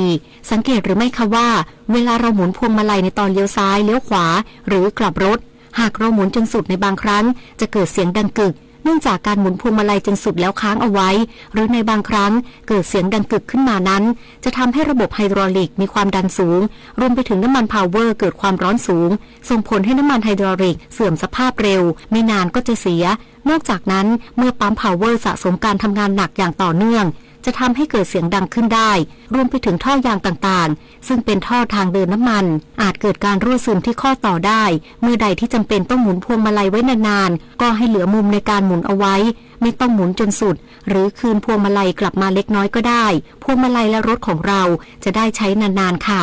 ด้วยความปรารถนาดีจากกรมประชาสัมพันธ์และกองทุนเพื่อความปลอดภัยในการใช้รถใช้ถนนกรมการขนส่งทางบกกระทรวงคมนาคมรู้รักภาษาไทยโดยความร่วมมือของสำนักงานราชบัณฑิตยสภาและกรมประชาสัมพันธ์วันนี้เสนอคำว่ามลพิษทางอากาศมลพิษทางอากาศหมายถึงสภาวะของบรรยากาศบนพื้นผิวโลกที่มีสารเจือปนอยู่ในปริมาณมากและเป็นระยะเวลานานพอที่จะก่อให้เกิดอันตรายต่อสุขภาพของสิ่งมีชีวิตและสภาพแวดล้อมสารที่ก่อให้เกิดมลพิษในอากาศเช่นคาร์บอนมอนอกไซด์ตะกั่วไนโตรเจนนอกไซด์ซัลเฟอร์ไดออกไซด์เท่าถ่านฝุ่นละอองหมอกควันสภาวะเหล่านี้มีแหล่งกำเนิดจากหลายแหล่งทั้งการเกิดจากธรรมชาติเช่นภูเขาไฟระเบิดไฟป่าและเกิดจากการกระทำของมนุษย์เช่นยานยนต์วัสดุก่อสร้างอุตสาหกรรมเป็นต้นผู้มีคำถามการใช้ภาษาไทยสอบถามได้ที่ www.orst.go.th สาระนานากับสารานุกรมไทยวันนี้เสนอตอนเครื่องถ้วยชุดน้ำชาจักรีในรัชสมัยพระบาทสมเด็จพระจอมเกล้าเจ้าอยู่หัวเป็นต้นมาราชสำนักไทยนิยมเครื่องถ้วยจากตะวันตกวัฒนธรรมการรับประทานอาหารจึงเปลี่ยนไป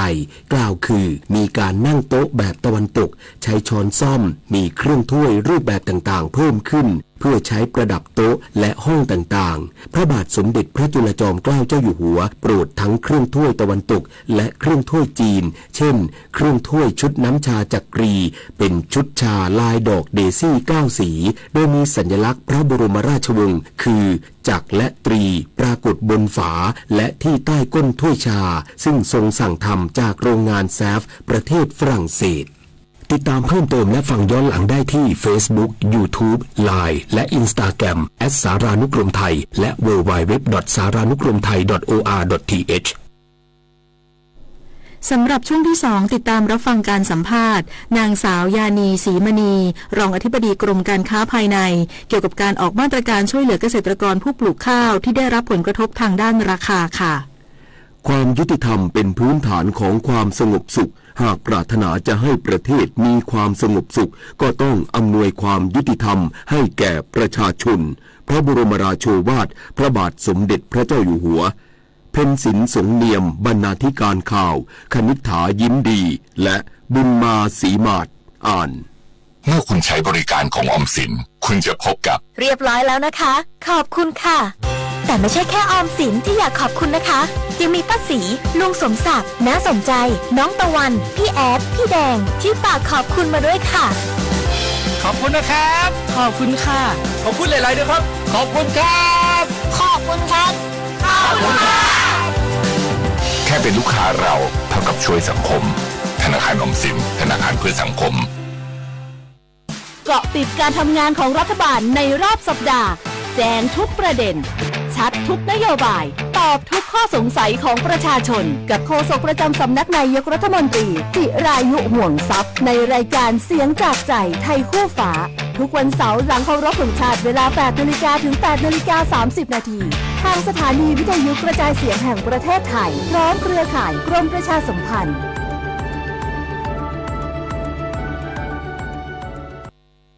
กลับมารับฟังข่าวช่วงที่2ครับท่านผู้ฟังครับกระทรวงพาณิชย์ได้ออกมาตรการช่วยเหลือเกษตรกรผู้ปลูกข้าวที่ในช่วงนี้ได้รับผลกระทบทางด้านราคาซึ่งแนวทางช่วยเหลือเป็นอย่างไรรับฟังรายละเอียดจากนางสาวยานีศรีมณีรองอธิบดีกรมการค้าภายในสัมภาษณ์โดยเอกวินกากนิก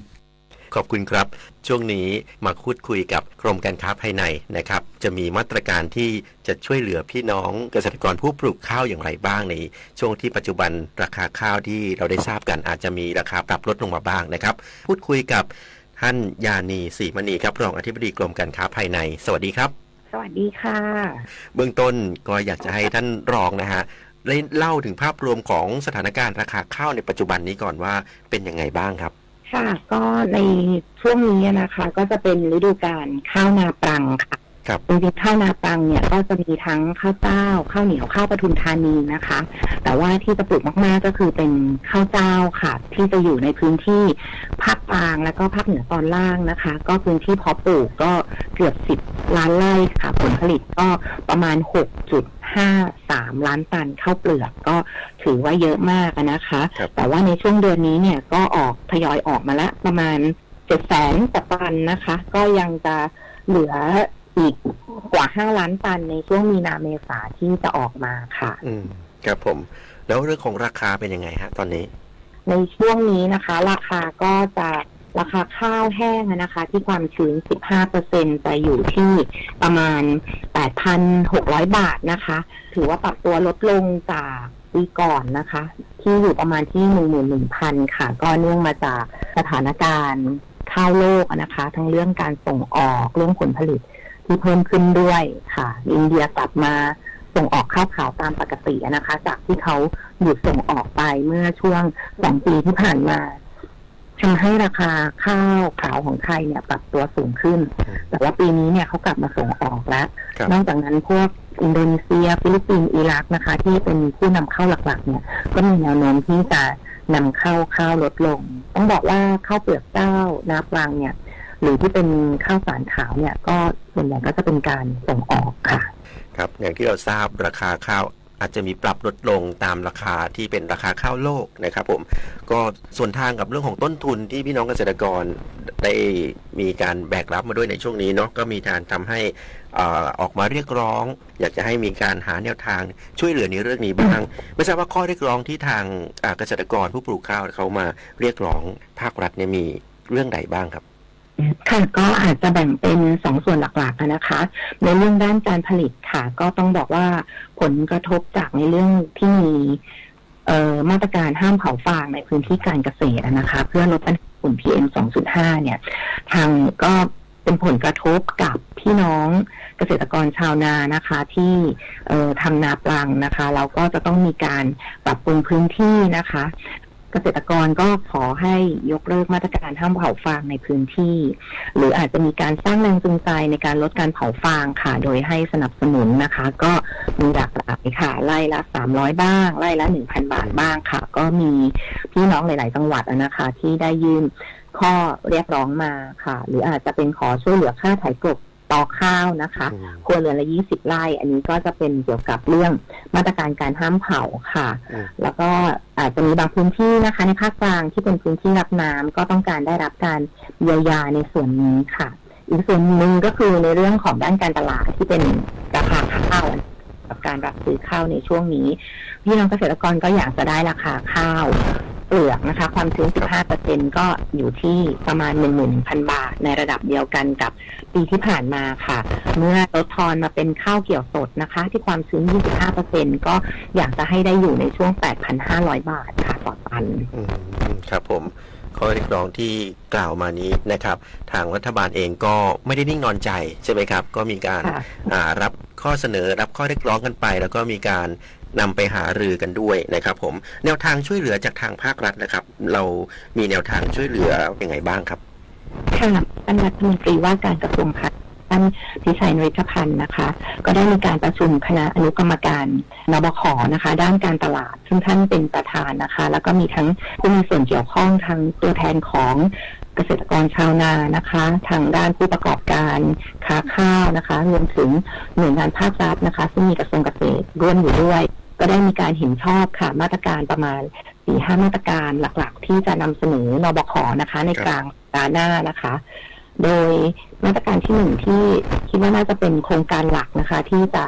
ช่วยดึงอุปทานออกจากตลาดแล้วก็จะช่วยเพิ่มรายได้ให้กับพี่น้องชาวนาด้วยก็คือโครงการสินเชื่อชะลอการขายข้าวเปลือกนาปังค่ะอันนี้ต้องเรียนว่าเป็นการขยายโครงการของฤดูกาลนาปีนะคะที่เราดำเนินการตั้งแต่เดือนพฤศจิกายนปีที่ผ่านมาค่ะในรูปแบบกรณีที่เกษตรกรนะคะมีที่เก็บข้าวของตัวเองนะคะก็จะได้รับเงินช่วยเหลือค่าฝากเก็บ 1,500 บาทต่อตันค่ะแล้วก็ได้รับเงินเป็นค่าข้าวนะคะที่ข้าวแห้งความชื้น 15% นะคะอยู่ที่ตันละ 8,500 บาทเมื่อรวมกันแล้วเนี่ยก็จะเป็นมูลค่าตันละ 10,000 บาทนะคะแต่ถ้าหากเกษตรกรนะคะไม่มียุ้งฉางไม่มีที่เก็บของตัวเองก็สามารถนำข้าวมาฝากเก็บให้กับสหกรณ์หรือจุดรับซื้อที่เข้าร่วมโครงการค่ะก็จะเกษตรกรนะคะจะได้รับค่าชะลอข้าวตันละ 1,000 บาทบวกกับเงินค่าข้าวนะคะที่ข้าวแห้งตันละ 8,500 บาทก็จะรวมเป็นตันละ 9,500 บาทที่ความชื้น 15% ค่ะแต่ถ้าเหลือความชื้นเกิน 15% นะคะที่เป็นข้าวสดเกี่ยวสดในของลักษณะพี่น้องชาวนาภาคกลางก็จะได้รับราคาลดลงมาตามสัดส่วนความชื้นค่ะในโครงการนี้นะคะสหกรณ์ที่เข้าร่วมโครงการก็จะได้รับสนับสนุนค่าฝากเก็บตันละ500 บาทค่ะจะเป็นลักษณะที่ทกส.สนับสนุนสินเชื่อและค่าฝากเก็บให้สหกรณ์นะคะหรือผู้เข้าร่วมโครงการอันนี้มีเป้าหมาย 1.5 ล้านตันที่จะช่วยดึงข้าวเปลือกนาปังที่กำลังจะออกมามากนะคะในช่วงเดือนมีนาคมค่ะครับค่ะอันนี้ก็จะเป็นลักษณะการที่เอาไปฝากเก็บนะคะแต่ถ้าเกษตรกรต้องการที่จะขายข้าวทันทีสามารถขายให้กับโรงสีที่เข้าร่วมโครงการชดเชยดอกเบี้ยค่ะก็นอกจากราคาตลาดที่เป็นค่าข้าวที่เกษตรกรจะได้รับแล้วนะคะก็จะได้บวกเพิ่มค่ะในราคาที่สูงกว่าตลาดก็อยู่ตันละประมาณ200 บาทนะคะอันนี้เป้าหมาย2 ล้านตันที่เราจะช่วยดึงข้าวออกจากระบบค่ะหรือถ้าในพื้นที่บางพื้นที่นะคะไม่มีโรงสีค่ะกระทรวงพาณิชย์จะมีการเปิดจุดรับซื้อนะคะในพื้นที่นาปัง72 จังหวัดเลยโดยให้ผู้ประกอบการเข้าไปรับซื้อค่ะในราคานำตลาดก็บวกได้เพิ่มไปอีกตันละ300 บาทอันนี้เป้าหมาย 300,000 ตันนะคะโดยมาตรการทั้ง 1-3 เนี่ยนอกจากจะช่วยดึงข้าวออกจากตลาดในช่วงที่ออกมากแล้วเราก็คาดว่ากลไกตลาดนะคะก็จะช่วยให้ข้าวเนี่ยปรับตัวสูงขึ้นนะคะนอกจากนี้นะคะเรายังร่วมกับโมเดิร์นเทรดค่ะและสมาคมผู้ประกอบการข้าวถุงไทยดึงข้าวออกจากตลาดค่ะทำข้าวถุงจำหน่ายราคาประหยัดให้พี่น้องประชาชนด้วยก็เป้าหมาย 500,000 ตันข้าวเปลือกนะคะสำหรับในเรื่องต่างประเทศค่ะอย่างที่บอกว่าข้าวเปลือกเจ้านาปังก็ส่วนใหญ่ก็จะเป็นการส่งออกนะคะเราจะเสริมสภาพคล่องค่ะแล้วก็เพื่อที่จะให้มีการส่งออกข้าวมากขึ้นนะคะโดยกรมการค้าต่างประเทศก็ได้ขอความร่วมมือกับธนาคาร Exim Bank ค่ะพิจารณาจัดสินเชื่อพิเศษให้ผู้ประกอบการส่งออกข้าวเพื่อที่จะกระตุ้นการรับซื้อและเก็บสต็อกข้าวจากชาวนาค่ะรวมถึงสัญญาที่เรามีกับประเทศจีนนะคะอยู่ที่ 280,000 ตันให้มีการเร่งรัดซื้อขายค่ะรวมถึงจะไปเปิดตลาดส่งออกใหม่ที่แอฟริกานะคะเพราะว่าตลาดแอฟริกาเนี่ยมีความต้องการบริโภคข้าวไทยเป็นอย่างมากหากเราผลักดันตรงนี้ได้เนี่ยก็จะช่วยยกระดับ ราคาข้าวนาปลังทั้งระบบค่ะครับเป็น3แนวทางหลักๆนะครับที่ได้มีการหารือแล้วก็จะนำเสนอเข้าสู่ที่ประชุมนบคในสัปดาห์หน้าใช่ไหมครับค่ะก็ทางกรมการค้าภายในก็ได้มีการหารือกับหน่วยงานที่เกี่ยวข้องในการที่จะดำเนินมาตรการนะคะโดยเฉพาะในเรื่องของสินเชื่อชะลอการขายข้าวเปลือกนาปังนะคะเพื่อให้สามารถปฏิบัติได้แล้วก็รองรับพี่น้องชาวนาในภาคกลางจริงๆนะคะว่าในรูปแบบรายละเอียดของโครงการเนี่ยจะมีรายละเอียดเช่นไรนะคะเพื่อที่จะนำเสนอนบค.ค่ะประมาณวันพุธหน้าค่ะครับก็เป็นการเร่งดำเนินการเพื่อช่วยเหลือพี่น้องชาวนาอย่างรวดเร็วนะครับเพื่อที่จะช่วยบรรเทาความเดือดร้อนในเบื้องต้นนี้มาตรการที่ออกมานะครับก็เป็นมาตรการที่เกี่ยวกับด้านการตลาดด้านราคาที่กระทรวงพาณิชย์ดูแลอยู่ในส่วนของข้อเสนอของพี่น้องชาวนานะคะไม่ว่าจะเป็นเรื่องมาตรการการห้ามเผาหรือการเรื่องพื้นที่รับน้ำค่ะในการประชุมก็ได้มีการมอบหมายนะคะให้ทางกระทรวงเกษตรและสหกรณ์ซึ่งเป็นผู้ดูแลคณะอนุกรรมการนบข.ด้านการผลิตค่ะที่รับผิดชอบในเรื่องนี้นะคะไปพิจารณาดูว่าจะมีแนวทางใดนะคะที่จะช่วยสนับสนุนหรือว่าช่วยดูแลพี่น้องเกษตรกรในด้านการผลิตแล้วก็ลดผลกระทบที่เกิดขึ้นค่ะทั้งหมดทั้งปวงก็จะไปเข้าสู่ที่ประชุมชุดใหญ่ในสัปดาห์หน้าเช่นเดียวกันใช่ค่ะครับก็น่าจะเป็นที่พอใจในเบื้องต้นของพี่น้องชาวนาค่ะก็ต้องเรียนว่ากระทรวงพาณิชย์นะคะโดยท่านรัฐมนตรีว่าการกระทรวงพาณิชย์นะคะก็ไม่ได้มั่นใจนะคะแต่ทั้งนี้ก็คือต้องให้สอดคล้องกับสถานการณ์นะคะแล้วก็กฎตลาดที่จะให้เหมาะสมมากที่สุดค่ะก็เดี๋ยวเราติดตามกับที่ประชุมนบข.ในสัปดาห์หน้าว่าจะมีมาตรการเพิ่มเติมอะไรนอกเหนือจากนี้หรือเปล่าด้วยนะครับผมก็อยากจะให้ท่านรองอธิบดีครับทิ้งท้ายถึงพี่น้องเกษตรกรสักเล็กน้อยครับเชิญครับค่ะกระทรวงพาณิชย์นะคะแล้วก็รัฐบาลนะคะโดยท่านนายกรัฐมนตรีนะคะก็ได้มีความเป็นห่วงพี่น้องชาวนานะคะจึงได้มีการเร่งหารือนะคะแล้วก็ให้ผลักดันแนวทางต่างๆค่ะทั้งหมดก็อยู่ภายใต้กรอบนะคะกรอบงบประมาณต่างๆที่จะสามารถพิจารณาจัดสรรได้แต่สิ่งที่เราจะดูแลต่อไปนะคะก็คือจะปรับปรุงการผลิตนะคะหรือดูแลด้านการผลิตให้พี่น้องชาวนาอย่างไรให้มีต้นทุนการผลิตที่เหมาะสมนะคะเหมาะสมกับราคาข้าวที่จะขายได้นะคะที่เป็นไปตามกลไกตลาดนะคะรวมถึงในส่วนของกระทรวงพาณิชย์ที่จะผลักดันการตลาดนะคะก็จะพยายามช่องทางต่างๆในการเชื่อมโยงอย่างเต็มที่ค่ะก็อยากจะฝากถึงพี่น้องชาวนาในการพัฒนาคุณภาพการผลิตนะคะให้ผลิตข้าวที่มีคุณภาพค่ะแล้วเราจะสามารถหาตลาดที่เชื่อมโยงในการยกระดับราคาได้ควบคู่กันไปค่ะครับวันนี้ขอบคุณนะครับท่านรองอธิบดีกรมการค้าภายในท่านยานีศรีมณีครับขอบพระคุณและสวัสดีครับขอบคุณค่ะ ทำได้แค่นี้เองเหรออ้าวนึกว่าคนท้องใช้ของถูกดุจจนน่ะสมควรโดนแล้วหยุดไซเบอร์บูลลี่หยุดความคิดที่จะประจานบุคคลอื่นทางออนไลน์อย่าคิดที่จะสร้างกลุ่มโจมตีข้อความไม่สร้างสรรค์เหล่านี้เพราะความคึกขนองเพราะมันไม่ตลกและนำไปสู่จุดจบที่ไม่เคยเป็นผลดีต่อใครร่วมสร้างสังคมออนไลน์ให้ปลอดภัยไม่กดถูกใจไม่แชร์เนื้อหาความรุนแรงรู้มารยาทการสื่อสารคิดทบทวนก่อนพิมพ์ใจเขาใจเราจิ้มจอแต่ละทีอย่าให้มีใครต้องเจ็บจังหวัดสตูลจัดตั้งศูนย์บัญชาการเหตุการณ์เพื่อเป็นกลไกหลักในการป้องกันและแก้ไขปัญหาไฟป่าหมอกควันและฝุ่นละอองขนาดเล็ก PM 2.5 ได้อย่างมีประสิทธิภาพติดตามจากรายงานค่ะ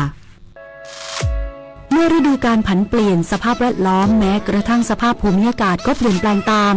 เช่นการเปลี่ยนผ่านเข้าสู่ฤดูร้อนหรือช่วงหน้าแล้งที่มักประสบพบเจอกับเหตุการณ์ภัยแล้งและไฟป่าซึ่งไฟป่ามีสาเหตุทั้งที่เกิดขึ้นเองตามธรรมชาติเช่นฟ้าผ่าภูเขาไฟระเบิดกิ่งไม้เสียดสีกันก้อนหินกระทบกันแสงแดดตกกระทบผลึกหินเป็นต้น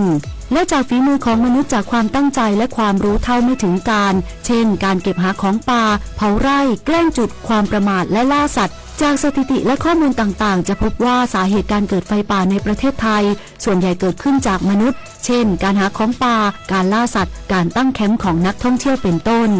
ด้านดร.เฉลิมชัยศรีอ่อนรัฐมนตรีว่าการกระทรวงทรัพยากรธรรมชาติและสิ่งแวดล้อมกล่าวว่า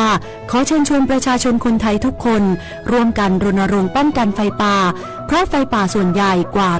90%เกิดจากน้ำมือของมนุษย์ที่ผมอยากจะฝากสื่อมวลชนไปถึงพี่น้องประชาชนไม่ใช่เฉพาะในส่วนของภาคใต้นะครับทั่วประเทศว่าอยากจะชวนเชิญมาช่วยกันรณรงค์ป้องกันไฟป่าเพราะไฟป่าส่วนใหญ่90%นั้นเกิดจากเนื้อมือของมนุษย์ถ้าเรามาช่วยกันป้องกันไฟป่าเราก็จะรักษาทรัพยากรรักษาป่าไม้สมบัติของชาติไว้ให้กับลูกหลานเราไว้กับประเทศชาติต่อไปในวันข้างหน้าผมเชื่อว่าเราช่วยกันป้องกันไฟป่าได้ถ้าเราตั้งใจที่จะมาร่วมกันนะครับก็อยากจะฝากช่วยรณรงค์ว่าการเกิดไฟป่าแต่ละครั้งเนี่ยมันเป็นโทษกับลูกกับหลานกับทุกคนในประเทศไทยนะถ้าเราช่วยกันตรงนี้เนี่ยก็เท่ากับเราช่วยกันรักษาประเทศชาติไปด้วยครับสำหรับจังหวัดสตูลภายใต้การดำเนินงานของกองอำนวยการป้องกันและบรรเทาสาธารณภัยจังหวัดสตูลจึงได้จัดตั้งศูนย์บัญชาการเหตุการณ์ขึ้นเพื่อเป็นกลไกหลักในการป้องกันและแก้ไขปัญหาไฟป่าหมอกควันและฝุ่นละอองขนาดเล็กหรือ PM 2.5 เป็นมาตรการเชิงรุกโดยยึดหลักการจัดการความเสี่ยงจากสาธารณภัยตั้งแต่การป้องกันและลดผลกระทบการเตรียมความพร้อมการเผชิญเหตุและการบรรเทาทุกข์ตลอดจนการฟื้นฟูนอกจากนี้เพื่อการป้องกันไฟป่าเกิดประสิทธิภาพสูงสุดได้ออกประกาศกำหนดเขตควบคุมไฟป่าในท้องที่จังหวัดสตูลลงวันที่15กุมภาพันธ์2567อาศัยอำนาจตามพระราชบัญญัติป้องกันและบรรเทาสาธารณภัยพุทธศักราช2550กำหนดให้พื้นที่หมู่บ้านดังต่อไปนี้เป็นเขตควบคุมไฟป่าในพื้นที่2อำเภอ4หมู่บ้านประกอบด้วยอำเภอควนโดนตำบลวังประจันบ้านเขานุ้ยหมู่2บ้านวังประจันหมู่3และบ้านวังประจันใต้หมู่4และอำเภอควนกาหลงตำบลทุ่งนุ้ยบ้านโตนปาหนันหมู่5ส่วนสถิติสถานการณ์ไฟป่าในรอบ5ปีที่ผ่านมาของจังหวัดสตูลตั้งแต่ปี2563ถึง2567เกิดสถานการณ์ไฟป่ารวม7ครั้งมีพื้นที่การเกษตรได้รับผลกระทบทั้งสิ้น78ไร่ทั้งนี้เพื่อเป็นการเตรียมความพร้อมสำหรับรับมือกับสถานการณ์ไฟป่าในปี2568จังหวัดสตูลจึงได้กำหนดประชุมเพื่อหารือร่วมกับหน่วยงานที่เกี่ยวข้องในวันพุธที่26กุมภาพันธ์2568นี้อีกด้วยอมรรัตน์จันทร์พริ้ง สวท.สตูลรายงานส่วนที่จังหวัดมุกดาหารใช้กลไกท้องถิ่นลงพื้นที่เคาะประตูบ้านประชาสัมพันธ์สร้างการรับรู้ให้เกษตรกรและประชาชนในพื้นที่ลดการเผาอย่างต่อเนื่องเพื่อลดปัญหาฝุ่นละอองขนาดเล็ก PM 2.5 ติดตามจากรายงานพิเศษค่ะฝุ่นละอองขนาดเล็ก PM 2.5 แม้ขนาดจะเล็กจิ๋วแต่ภัยที่ตามมาไม่เล็กเหมือนขนาดสามารถทำลายได้ทั้งสภาพอากาศบดบังทัศนวิสัยการมองเห็นส่งผลเสียต่อสุขภาพจนอาจถึงขั้นเสียชีวิตได้จังหวัดมุกดาหารเล็งเห็นความสำคัญของปัญหาดังกล่าวมุ่งป้องกันและแก้ไขปัญหาฝุ่น PM 2.5 ในพื้นที่เนื่องจากมักจะพบจุดความร้อนหลายครั้งไม่ว่าจะเป็นในพื้นที่การเกษตรหรือเขตพื้นที่อุทยานแห่งชาติเมื่อช่วงต้นเดือนกุมภาพันธ์ที่ผ่านมากองบัญชาการป้องกันและบรรเทาสาธารณภัยแห่งชาติได้จัดกิจกรรม Kick Off เคาะประตูบ้านห้ามเผาหยุดเผาหยุดฝุ่นเพื่อคุณเพื่อเราประกาศเจตนารมณ์ร่วมกันทุกพื้นที่โดยใช้กลไกท้องถิ่นลงพื้นที่เคาะประตูบ้านประชาสัมพันธ์สร้างความเข้าใจ